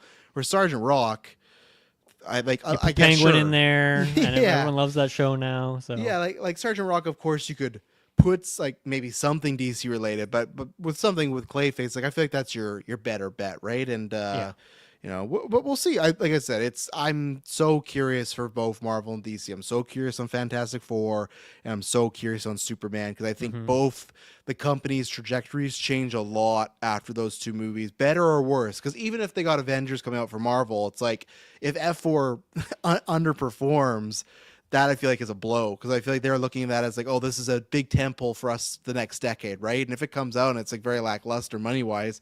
Same thing as Superman. If this is the kickoff of the universe and it's lackluster, it's like, well, what do we do from here? Don't forget Creature Commando. I mean, come on, that's kicking off the universe. I never finished it, so I always forget about it. So yeah, it's not bad. I just didn't.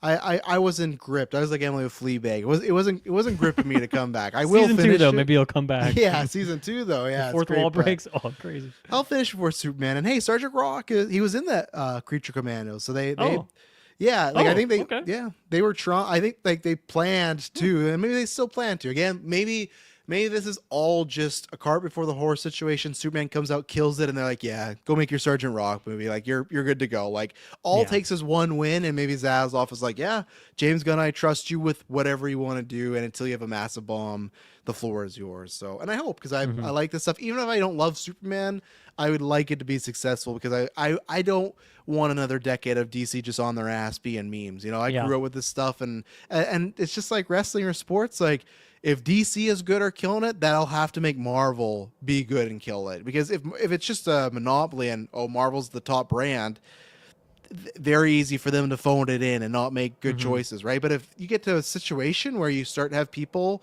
talk, oh yeah, DC's the new king of the block, I think that motivates people like Feige and everybody like, hey, we gotta change that narrative a little bit. Like, what we got cooking? Let's let George Miller do that Thor movie. So do you think we will ever get live action Justice League versus Avengers? Ever? Yes. Like Marvel DC, like Marvel and DC both in the dumps. Numbers garbage. Yes. They hit that red button. Crossover. Yes. I don't know if $3 billion movie. I don't know if you and I are alive for it, but I think it happens. Oh, really? Okay. Yeah. I think I'm alive for it. I hope so. I don't know. But yeah. The clock is ticking. Kirkland after tonight, definitely not. Yeah, Taylor, definitely he'll not, be no. alive and well drinking that rock water, that Sergeant Rock water.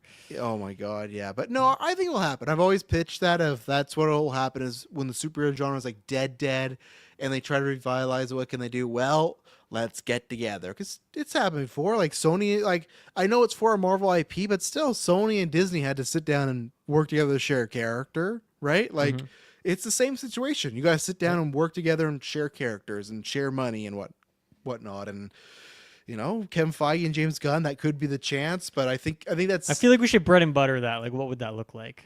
I'll put that down. Man, I'd be down. That'd be a good time. Maybe July would be a good bread and butter, because we'll have F4 and Superman coming out, so we can kind of time it with the hype of those two movies. But I think at least minimum 30 years, though. That's what I think. That I could see. Yeah. Yeah. Because you gotta hope. Because here's the thing: if Superman does bad, I do think there is a universe where either Warner Brothers sells DC, or unfortunately, it's like a video game thing where they start to rent out these characters to multiple studios. And if a DC universe never works, because then the mainstream just won't even care about Justice League. That won't mean anything to them, because they never had a good Batman Justice go League. like public domain soon or something weird like that?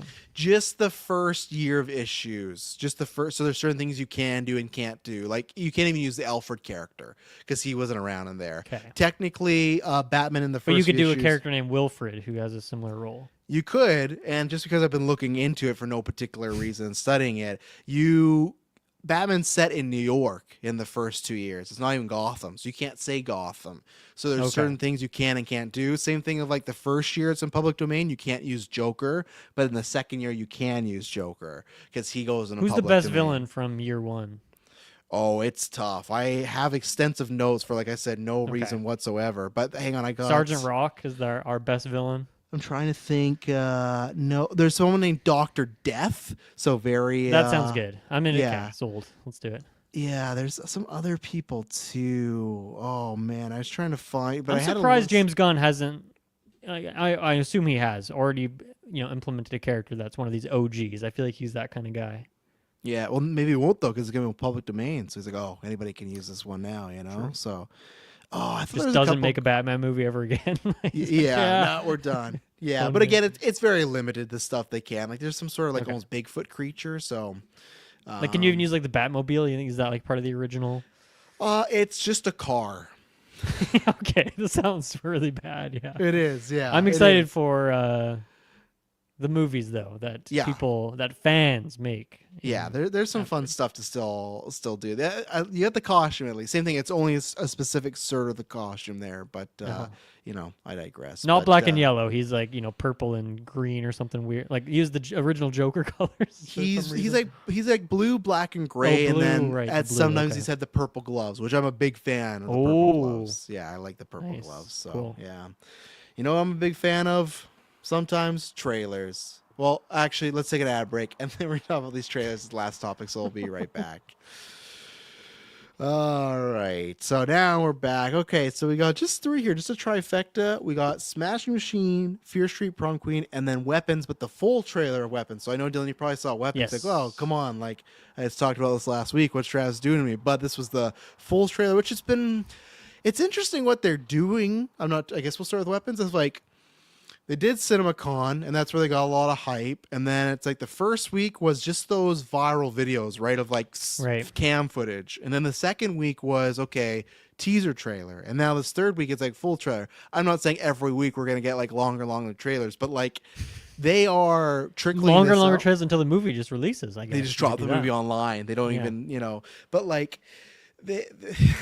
Before we continue, as it says, the disrespect to the GOAT franchise. Now you see me. Before we go back to Weapons, so at one point when this was Dylan and Kirkland hosted, I said, hey, have you guys seen this? Should I put in the notes? They both said no, they haven't. And then and Kirkland, said he has a migraine, but who knows what he's doing. And then so Dylan messaged me. He's like, oh, you want to put in Now You See Me? And I'm like, I've also not seen Now You See Me. So S-Bubs, next week, Weekly Geek is me and Taylor Field. We will talk Taylor's about because he's a big fan of that. He's frothing in that episode. I said to Dylan, I like a lot of that cast. I've just never had any interest in watching those. Like from the trailers, everything I've seen, I've never been like, oh, I want to, with the time I have, I want to watch it. I'm not saying I never will, but it's never called to me. Why have you not watched one yet, Dylan? I don't know. I feel like I should because I was a huge Chris Angel freak back in the day, and so I feel like magic's flowing through me. Magic's flowing through my veins. So I should be into it. And once again, the cast, really great. I don't know why I have never seen it. Like it's one of those things, if someone joined the Patreon at the correct tier and requested us to watch Now You See Me, I would be thrilled with that. That would be fantastic. That'd be a great pick. I don't know. I would like to see these movies eventually, and I will at some point. There's 2. This is the third one. Is that correct? There's 2 of them now. Third one. Okay, yeah. And they've announced they're doing a 4th one. Well, hell yeah, that's beautiful stuff. So I will.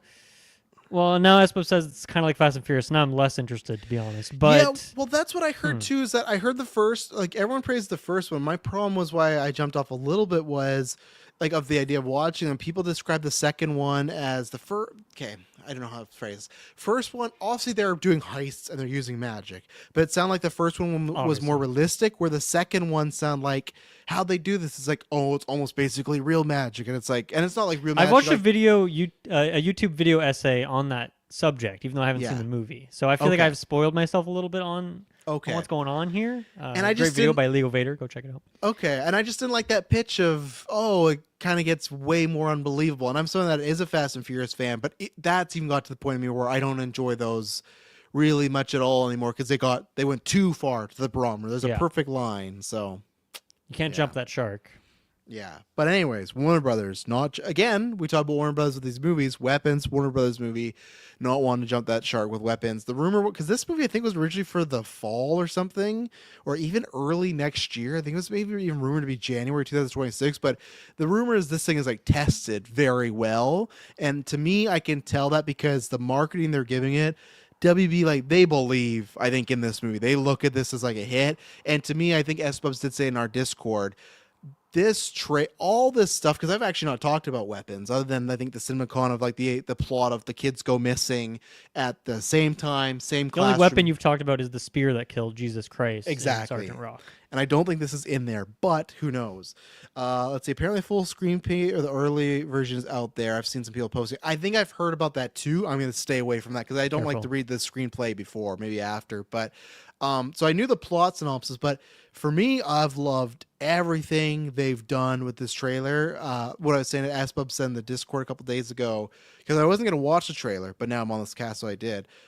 It definitely like is there is a connection to the same marketing that Longlegs had. Like I'm trying to find the best way, but that idea of like, to me, it's a great pitch, and the imagery, the sounds, especially in the last 30 seconds of this trailer, they're throwing you a bunch of wild stuff. Where like, what is going on? And I'll find some quotes after you talk about like what the director said, where he's like, oh, the plot of the movie, that's not even the most wild stuff that happens in this. I'm like, okay. And I think I think this is going to hit, and he's going to really establish himself as like a name, not Coogler level, because we don't levels, because he doesn't have $1 billion hit, but I mean like in the horror community, he's doing Resident Evil next, and that gets me excited. But I've loved the viral marketing to me.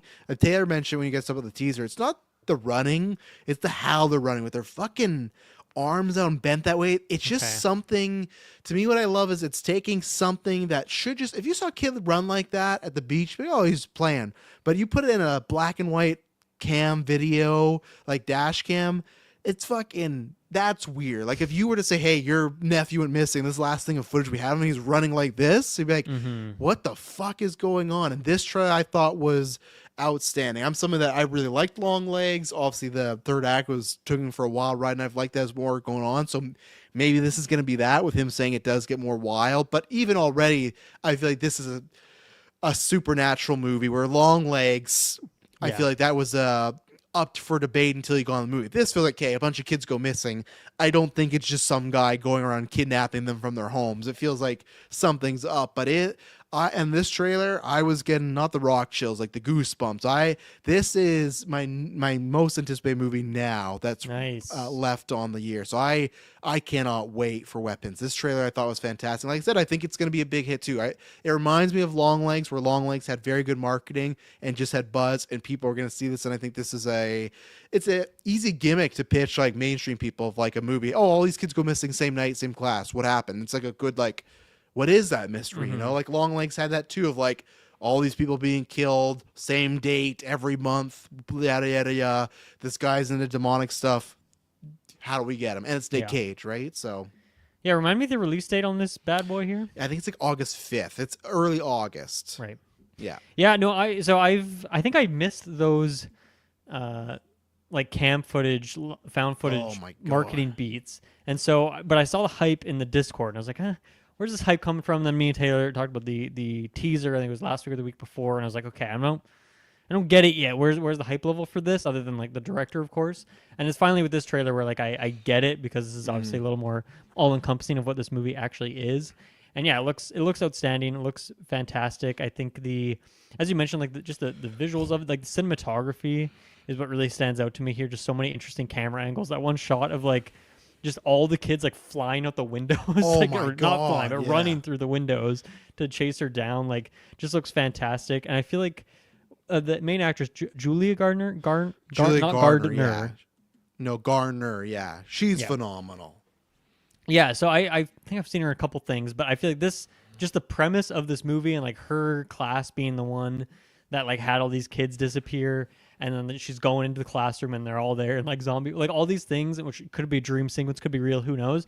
This is the kind of movie where I'm just like, wow, she is already like, I can guarantee you she's gonna be like in that top 5 nominee, like Golden Geek at the end of the year. It's one of those movies that just like, this is opportunity to just like eat as an actor, and I'm like excited to see her able to fulfill that, because I've heard the hype for her but don't necessarily have it yet myself, and I feel like this is going to be the one that puts her on the map for me.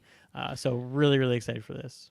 Yeah, and like this last year I saw Wolfman. I liked that enough, and I really liked her in that, but I've been a fan of her since she was like 14, 13. She was on a spy show that I love called The Americans, and she was like, a mission was like, she's the daughter of some politician, and they have to just kind of turn her into like a Russian spy.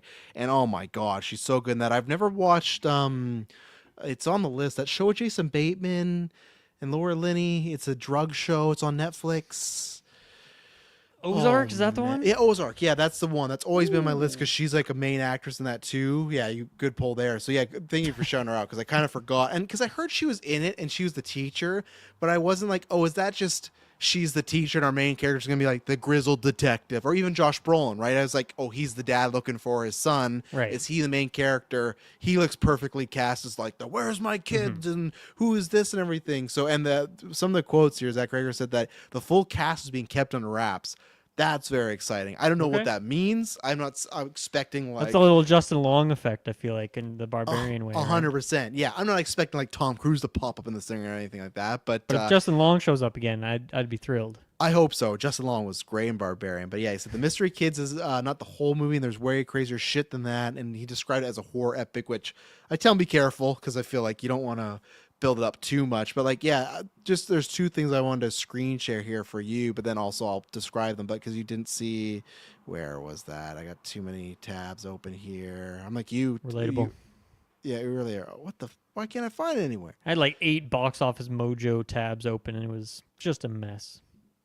Why can't I find it anywhere? This is very frustrating. Just like the kids, they've fled the classroom here. They did, yeah. They're running around with their arms out. Come on, where is it? All right, maybe I won't be able to. I just like it's like I don't understand. Maybe I'll do this over here. It's just like streamer. I completely. It's in the same tab. I shared that thing earlier, and now it's not working here. I think I might have. No, okay. I will bring it up maybe in a second here. So sorry. I thought there was something else I could. God damn it. Come on, just work over here. It's just I'm so fun. It should just be an easy click here. Come on, no, it's just easy click. Let's do it. Ooh, yeah. Oh, am I gonna have to do the entire screen? No, I'm not gonna do that. So, all right, maybe we'll come back to it in a second because I'll try and figure out this mystery. But we'll stay in the horror realm. Fear Street. Right? Yeah, it's Fear Street. Prom Queen. Coming out just under a month here, May 23rd. Okay. Obviously was a big play for them a couple of years ago with that trilogy they released here. New cast, new story, still happening in Shady High or whatnot. But yeah, obviously maybe Shayland. Obviously it sounds like you're not happy about maybe the change of the old cast, you know? Yeah, I mean, I was pretty underwhelmed by this trailer. I think this is going to be like a skip for me, or just wait and see what people see or see what people say in the Discord, because I like that trilogy and I think it was unique and interesting, but also it was, pretty by the numbers for like what that genre is. And so I guess I shouldn't be too surprised that this is kind of just like, oh, it's a horror slasher prom night kind of thing, like, something you've seen a lot of times. So we'll see what the deviations are or how it mixes it up. But more so, I'd be like, I would just wait for people to see it and then let me know if it's worth seeing, because it looked a little generic for my liking, unfortunately. So I don't know. I'm like, even the cast thing, like I didn't know any of those people really like in the movie before seeing it, and then I became a fan of them from it. So it could be the same thing here, where I don't know a lot of these actors in this, but maybe it'll be like they'll show off some good performances and then I'll be excited about them. But yeah, I don't know. I just didn't really have the sauce for me. It was lacking that juice that we look for in these trailers. Yeah, I have to look it up because there were people I recognized and I thought it was a good cast. I swear, yeah, Ariana Greenblatt's in this. She's the girl that played like... She's the Jack Quaid of actresses. Yeah. She's like young Ahsoka, young Gamora, Borderlands, Barbie, Borderlands, something like that. Like Lily Taylor's in here, Catherine Watterson, who I'm a big fan of, Chris Glenn from the American Pie series. So there's a lot of people, but yeah, I was wanting to be more excited for this because I liked the Fear Street trilogy a lot, especially that first one. To me, that's my favorite. That one's like I gave that like a 10/10 because that to me was like a perfect combination of what I've said before. Is like obviously R.L. Stine Wright's season. I always wanted like Goosebumps to redone, but be more adult, kind of just the way we've talked about with oh god, like with X-Men 97, where sure kids can watch it, but it definitely felt like, hey, we're gonna make this for the people that aged up with the show. I've always wanted someone to do that with Goosebumps, and we don't get that. We just get very mediocre stuff on Disney Plus or with Jack Black. I'm just over it. That's what I want to do. What's happening with Predator? What's happening with Predator and Alien? I want to do that for Goosebumps. I want to get in there and just be like, okay, let's start the shit over and get down to the nitty gritty. But so that's what I loved about that first trilogy, especially the first movie. I agree with you. This looked more generic, but I'm going to hope that because I liked those ones a lot, it's a similar genre just done a bit better than maybe some of the schlock we usually get. Just like, oh, here's a regular horror movie. It's like, okay, that's fine. Like I said, I like some of the cast here. Apparently, because I never read the Fear Street stuff, I was a Goosebumps kid. The first, I think, trilogy was kind of like an amalgamation of like taking ideas from those books, where this is like an actual like, sounds like it's gonna be an adaptation of one of those books, so that's why it makes sense that a lot of those characters aren't back. But then at the same time, I'm kind of like, well, I liked that cast a lot, right? So I wish there was a way to try to work them in here, even if they weren't the main characters, like supporting, and then the victim was the new main character. So, especially too, because the trilogy ended on like a cliffhanger. So it's like, oh, okay, we're setting up for more adventures. So I wish there was a way. I know there's probably some people like Sadie Sink. You're not gonna get her back because she's fucking like she's getting nominated for Oscars and she's in Spider-Man suits. So it's like, okay, some people, but the rest of the people, it's like, oh, I like this cast. I'm sure you could find a way. So, I'm excited because I like that franchise, but this trilogy didn't get me like, oh man, I can't wait. But it's still a day one watch for me. I really like those last ones, and hopefully this is good and it can kind of keep it up because I think it's a good series. And I do think like, I'm wondering how successful this will be, because I thought the gimmick of the last trilogy was great of, hey, every week you're getting a new movie, you're getting 3, and it felt like a very fun just kind of marathon of like, oh, this week I get to see like what's happening with the Fear Street people, right? Where this is just like a one-off. So to me, if it's just a one-off, it has to be a really good horror movie. So I'm hoping that's it. But I digress. And I also don't know why they're releasing this thing in May. I don't know why this thing's not in October. Again, the last trilogy was in summer, but I kind of got that gimmick of like one a week. I thought that was people's selling point of, oh, this is lots of fun. Or in May, it feels like just a weird like, why is Netflix not throwing this October? Maybe because Stranger Things is coming out. Maybe that's Didn't they come on the summer though? The trilogy came out in July. It did, yeah. It did, but I just thought because that gimmick of the 3, summer camp that helped. Yeah, perhaps, that helped. So, is Prom happen in May? Is that why? Jesus, you too tonight. Fuck, you said that, and Emily said that exact same time about does Prom happen in May, and then you mentioned Fleabag. Well, she's watching Fleabag in the other room. You guys are simpaticos this day today, but that's why. So there you go. But at the same time, does that matter when it's a horror movie? Like, I'm just saying, in a multiverse where it's Prom Queen comes out in October and comes out in May, I still think in October this will probably do better numbers because people are in a horror mood. Where right now, I mean, you just go watch it. You can just watch it then, right? Yeah, you could. Or do you forget about it though? Right? Do you just other stuff comes out? Weapons Netflix is on VOD. They shovel everything out and they bring in the new batch of weekly hits. Oh so yeah, that makes sense. Like, obviously, I'm not going to talk about, because me and Taylor were talking about a couple weeks ago with, like, Electric State, that Russo's Brothers movie. But, like, when that movie came out, most expensive movie in Netflix history, I had to go to my search bar and find it. That thing should be plastered for everybody. It should be like, hey, first thing you log in, watch Electric State. And if you don't want to, then scroll down. But I had to go search for Electric State to watch it. So that's the thing with Netflix. Like, even release window, oh, yeah, well, you want to watch Electric State, the most sought-after movie on Netflix. Yeah. People were searching it in droves. Yeah, but they'll ask me, do you want to rewatch You? It's like, no, I just watched this, but I digress. Okay, so I found a way. 2 things I just wanted to bring up here of back to weapons, the one we're way more excited for. So this was one that... this is that footage. They had multiple stuff. Like, look how good that stuff is. Just a cam. Like, that's fucked up. Yeah, one of those like doorbell cam kind of quality things. Yeah, and they did a bunch of those. But the other thing I was going to bring up was people, just some of the imagery that was happening in this trailer, and you touched upon it, but like, here we go. I'll do a full screen here. This is where it reminds me of Long Legs, where there's just multiple the red text for sure, but there's just multiple stuff in here where it's like, what's this tar? Why is this lady like? Remember the tar stood out to me for sure. Yeah, and even remember in Long Legs there was that. It just ended up being a small moment of the film, but that one part of the lady like recutting her C-section scar, and that reminds me of this lady stabbing herself with a fork in the face. Was like, why is she doing this? And same thing. That's what I think Long Legs and this have in common. They have a good setup, and then multiple images of like, how is this happening? Why is this happening? You know, like even look at fucking Benedict Wong down there, not looking good. In that left frame. Not how I like to see Benedict Wong. No. And who's that in the right frame there? That's definitely, to me, that is a fucking actor that we don't know who it is yet, in my opinion. That's my trust told you. Like, look at the wig, the big glasses, makeup. Okay. that feels like we need to hide this person. Like it feels like Nicolas Cage and That could be Longlegs. Benny Safdie. Fuck, it actually could be Benny Safdie.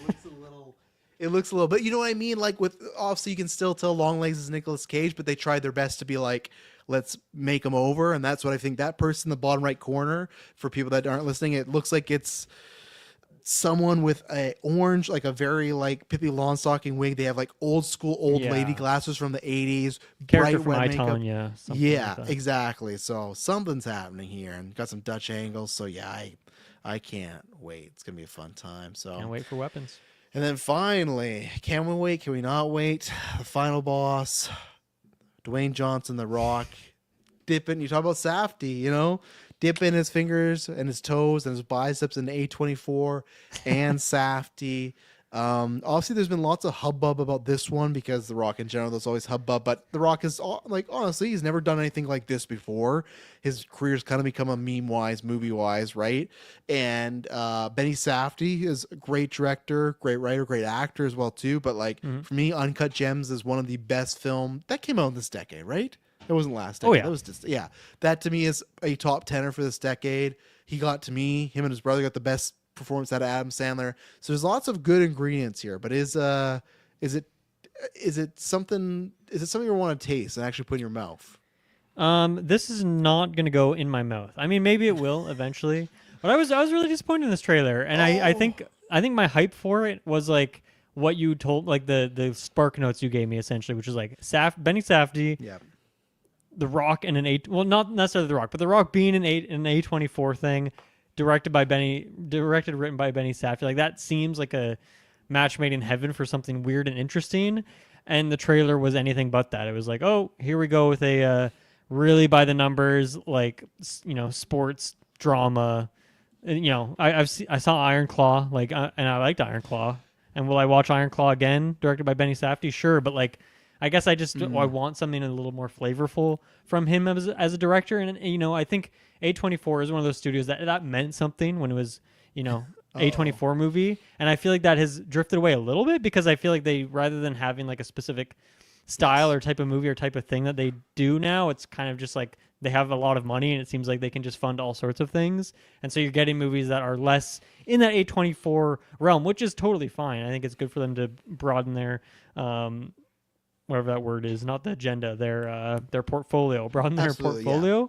Yeah. We heard reports that last year, right? Remember they were bidding to try and get Halloween, and that was like, they're trying to go even something like Civil War a bit bigger. Like they're making moves right now. Death Stranding. Yeah, I mean, Death Stranding, like, to me fits that A24 vibe, even if it is like a video game thing, so it's a bit different. But this, to me, I don't know, it doesn't have that A24 sauce to it, and it's really lacking any sauce at all. Other than like, okay, like The Rock doing a dramatic role, like that's interesting, but I'm not really a fan of The Rock, so I'm not like, oh, I really need to see him like actually acting, you know, for once in a while. But I don't know. Maybe I don't think there's much else to say for me. Unfortunately, it just it's fine. I'm sure it'll be good, but I'm just not excited for it. Yeah, I think it's gonna. I think bar minimum, it's gonna be good. I think Rock is looking really good, and I think he does have something to like prove a little bit because everyone in the world just says, "Hey, Batista's the best wrestler actor," and it's just kind of been decided. And I feel like he's like, no, I want to do that, you know. And I think the other reason why it looks a little safer, which sounds weird, is I think Rock and Safdie are both trying to do like they're going for Oscar plays here, and that's where it's like I think Uncut Gems for some reason got. I actually don't know why, because I was gonna say too weird, but then the past few years we had Parasite, we had Everything Everywhere All at Once. I don't know what it was, because Uncut Gems was like praised by everybody, like it had all the, but even then you brought up Iron Claw, that was the same thing. That was A24 movie. Wasn't Uncut Gems a Netflix movie though? Like, could it even be eligible? Did it have a theater run? No, it did. It had a theater run. Yeah, they put it in the theater for 2 weeks in certain markets and stuff. But I think that's what they're going for. I think this looks like a movie that I'm going to really enjoy because I like character pieces. I liked Iron Claw. I love the wrestler, and that's what it reminds me of, not just because Dwayne Rock Johnson. So I think I'm going to really enjoy it. I think Dwayne Johnson looked great. I do think there'll be some paint by numbers, but I think what they're looking for is Safdie to get a best directing, or I'll say best writing, and I think they're looking for Rock to get best acting, which I think he could. That's the thing where I think it depends the performance, but if he blows people away, and I even like his voice, to me, it's like it's enough of The Rock, but it's still a change-up that I think is smart, and it kind of makes him sound like a little, I wouldn't say losery, but in a way, he's definitely just more doing a steroid type of affected voice, which I think is smart because I think that's what happens with this guy is he gets very addicted to steroids and whatnot. So, and I don't really know the story because I'm not like a massive UFC guy. So, no, I really liked the trailer. It didn't blow me away, but I was happy to see that I think The Rock actually looks good in it, which I didn't know 100%. There's a difference of being like wanting to be an A24 actor and being an A24 actor, right? And I honestly did not know if The Rock had this. Now, I know it sounds stupid, but we talked about this last year when he came back to wrestling. It legitimately was the best acting of his career, this whole final boss character. Like, he found something there, and I speak for the Gimmick Boys. I want this movie to do very well, and I want him to win an Oscar so he'll not come back to wrestling because he's been doing some really bad, shady stuff lately, messing up a lot of storylines, and I want him to stay away for a couple of years, just do some acting stuff. So this is a day one theater one for me. I will have to see this because it's definitely my genre. Like I said, I like character pieces. It hits similar wrestler type of vibes. But even then, what I was gonna say before we move on is you brought up Iron Claw. That was the same thing as Uncut Gems. Universal praise. Everyone talked about, man, Zac Efron, best performance of his career. That got zero love at the Academy Awards. They just bypassed it, right? I think it's a little bit different because it's The Rock, and I think people will take notice because it's him doing something like this for the first time. But I don't know if it's because Uncut Gems is not a sports movie. There's sports in it, but I don't know if it's a sports movie. Like, I don't know. There's certain movies, to me, like I said, Uncut Gems, that should have been a surefire like nomination everywhere, and it really wasn't. And for me, like, I who knows what this will be, but I guess I see your point of view of it's not anything too A24 crazy, and it doesn't look anything like Benny Safdie wise, like The Curse or like even Uncut Gems. That was more wild. Like, I think this will be pretty safe, but a very well made, very well acted movie. Emily Blunt, she's always great, and hopefully there's just a heart in there that I can find and like, and I think the makeup on The Rock looks really good too. You can see it's him, but I still think there's enough where a good point. I think he does fade into this character, which is telling because I feel like he normally is like trying to be as himself as possible because he's, in my opinion, a big egoed individual, right? And so I feel like he's always trying to be himself in a way, and I feel like he's not doing that here, which is cool. Yeah, and I will answer because Dylan, you have no context on this to end the episode because I read this comment, and it could be another language for all I know. They say, what is your thoughts on people believe My Time to Shy Hello on the fake leak about super shit from the Superman movie? I could talk people if you want. This could be a fake rumor. If you want no spoilers for Superman, this is like a very minor thing. If it was real, skip ahead, and I can talk about this with Dylan because he's likely not seeing Superman, or at least day one. And even then, I don't think he's going to care about this. There is a rumor going around, which I understand why it could be, because obviously there's lots of screenings. There's a rumor going around that there's a subplot or a scene or something where on social media, there's a hashtag, whatever they use, whether I'm sure it's not going to be Twitter, but whatever they use in Metropolis, that there's a hashtag trending during the movie called Super Shit. But what happens is they reveal that it's Lex Luthor.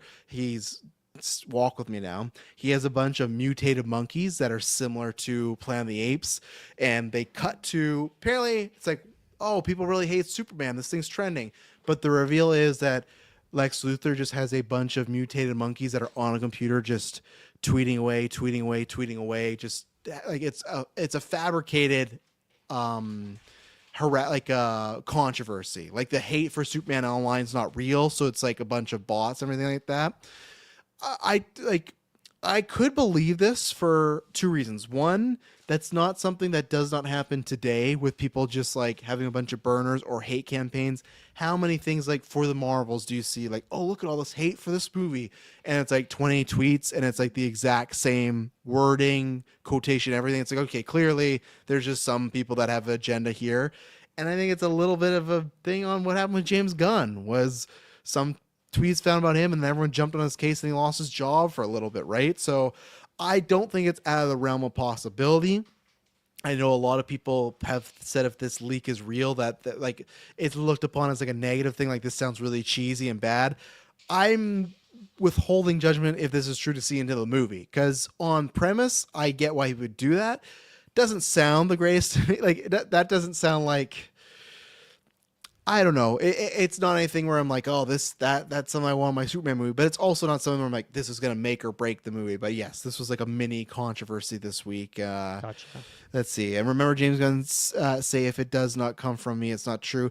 Yeah, but that I can't like.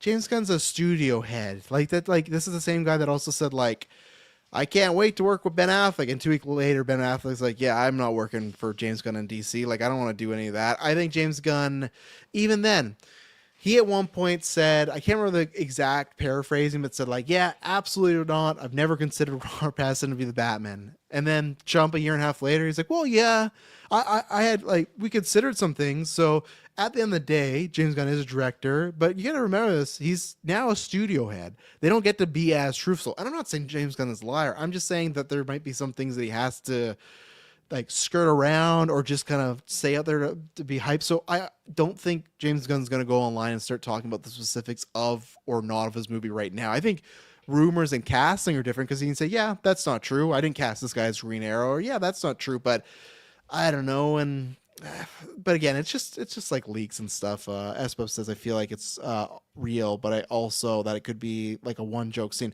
And that's what I think it is. I think it's a one joke scene. So that's why it's like, I need to see the context. If it's some big fucking storyline where the whole time Superman's really upset that social media is taking him down, and the reveals it's a bunch of monkeys, like trolls, like, yeah, that's not good. But if it's just like a throwaway one joke where it's like, oh, these people really hate me, he puts down his phone and smash cut to Family Guy room of a bunch of monkeys and Lex being like, keep typing, like, even then me saying that sounds bad. That actually does not sound like a great scene, but that could just, yeah, to me, but that's like a, okay, if I don't like it, that's like a 0.5, 0.25 mark down. That's not like, oh man, that took me down. Like, I don't know. It's just, we'll see. But any thoughts on that, Dylan? No thoughts on that one. But there you go, Hunter. That's my thoughts. I say just wait till you see the movie, because this, my last point is, because a couple weeks ago I was on the Vox stream. We were talking about Colin Trevorrow and his his Star Wars 9 script, and there's so many people that go like, oh, it sounded so much better. It doesn't matter till it's produced and directed and acted and edited. Anything on paper can sound great or bad. It's all about the execution, right? So that's why for me, I can't.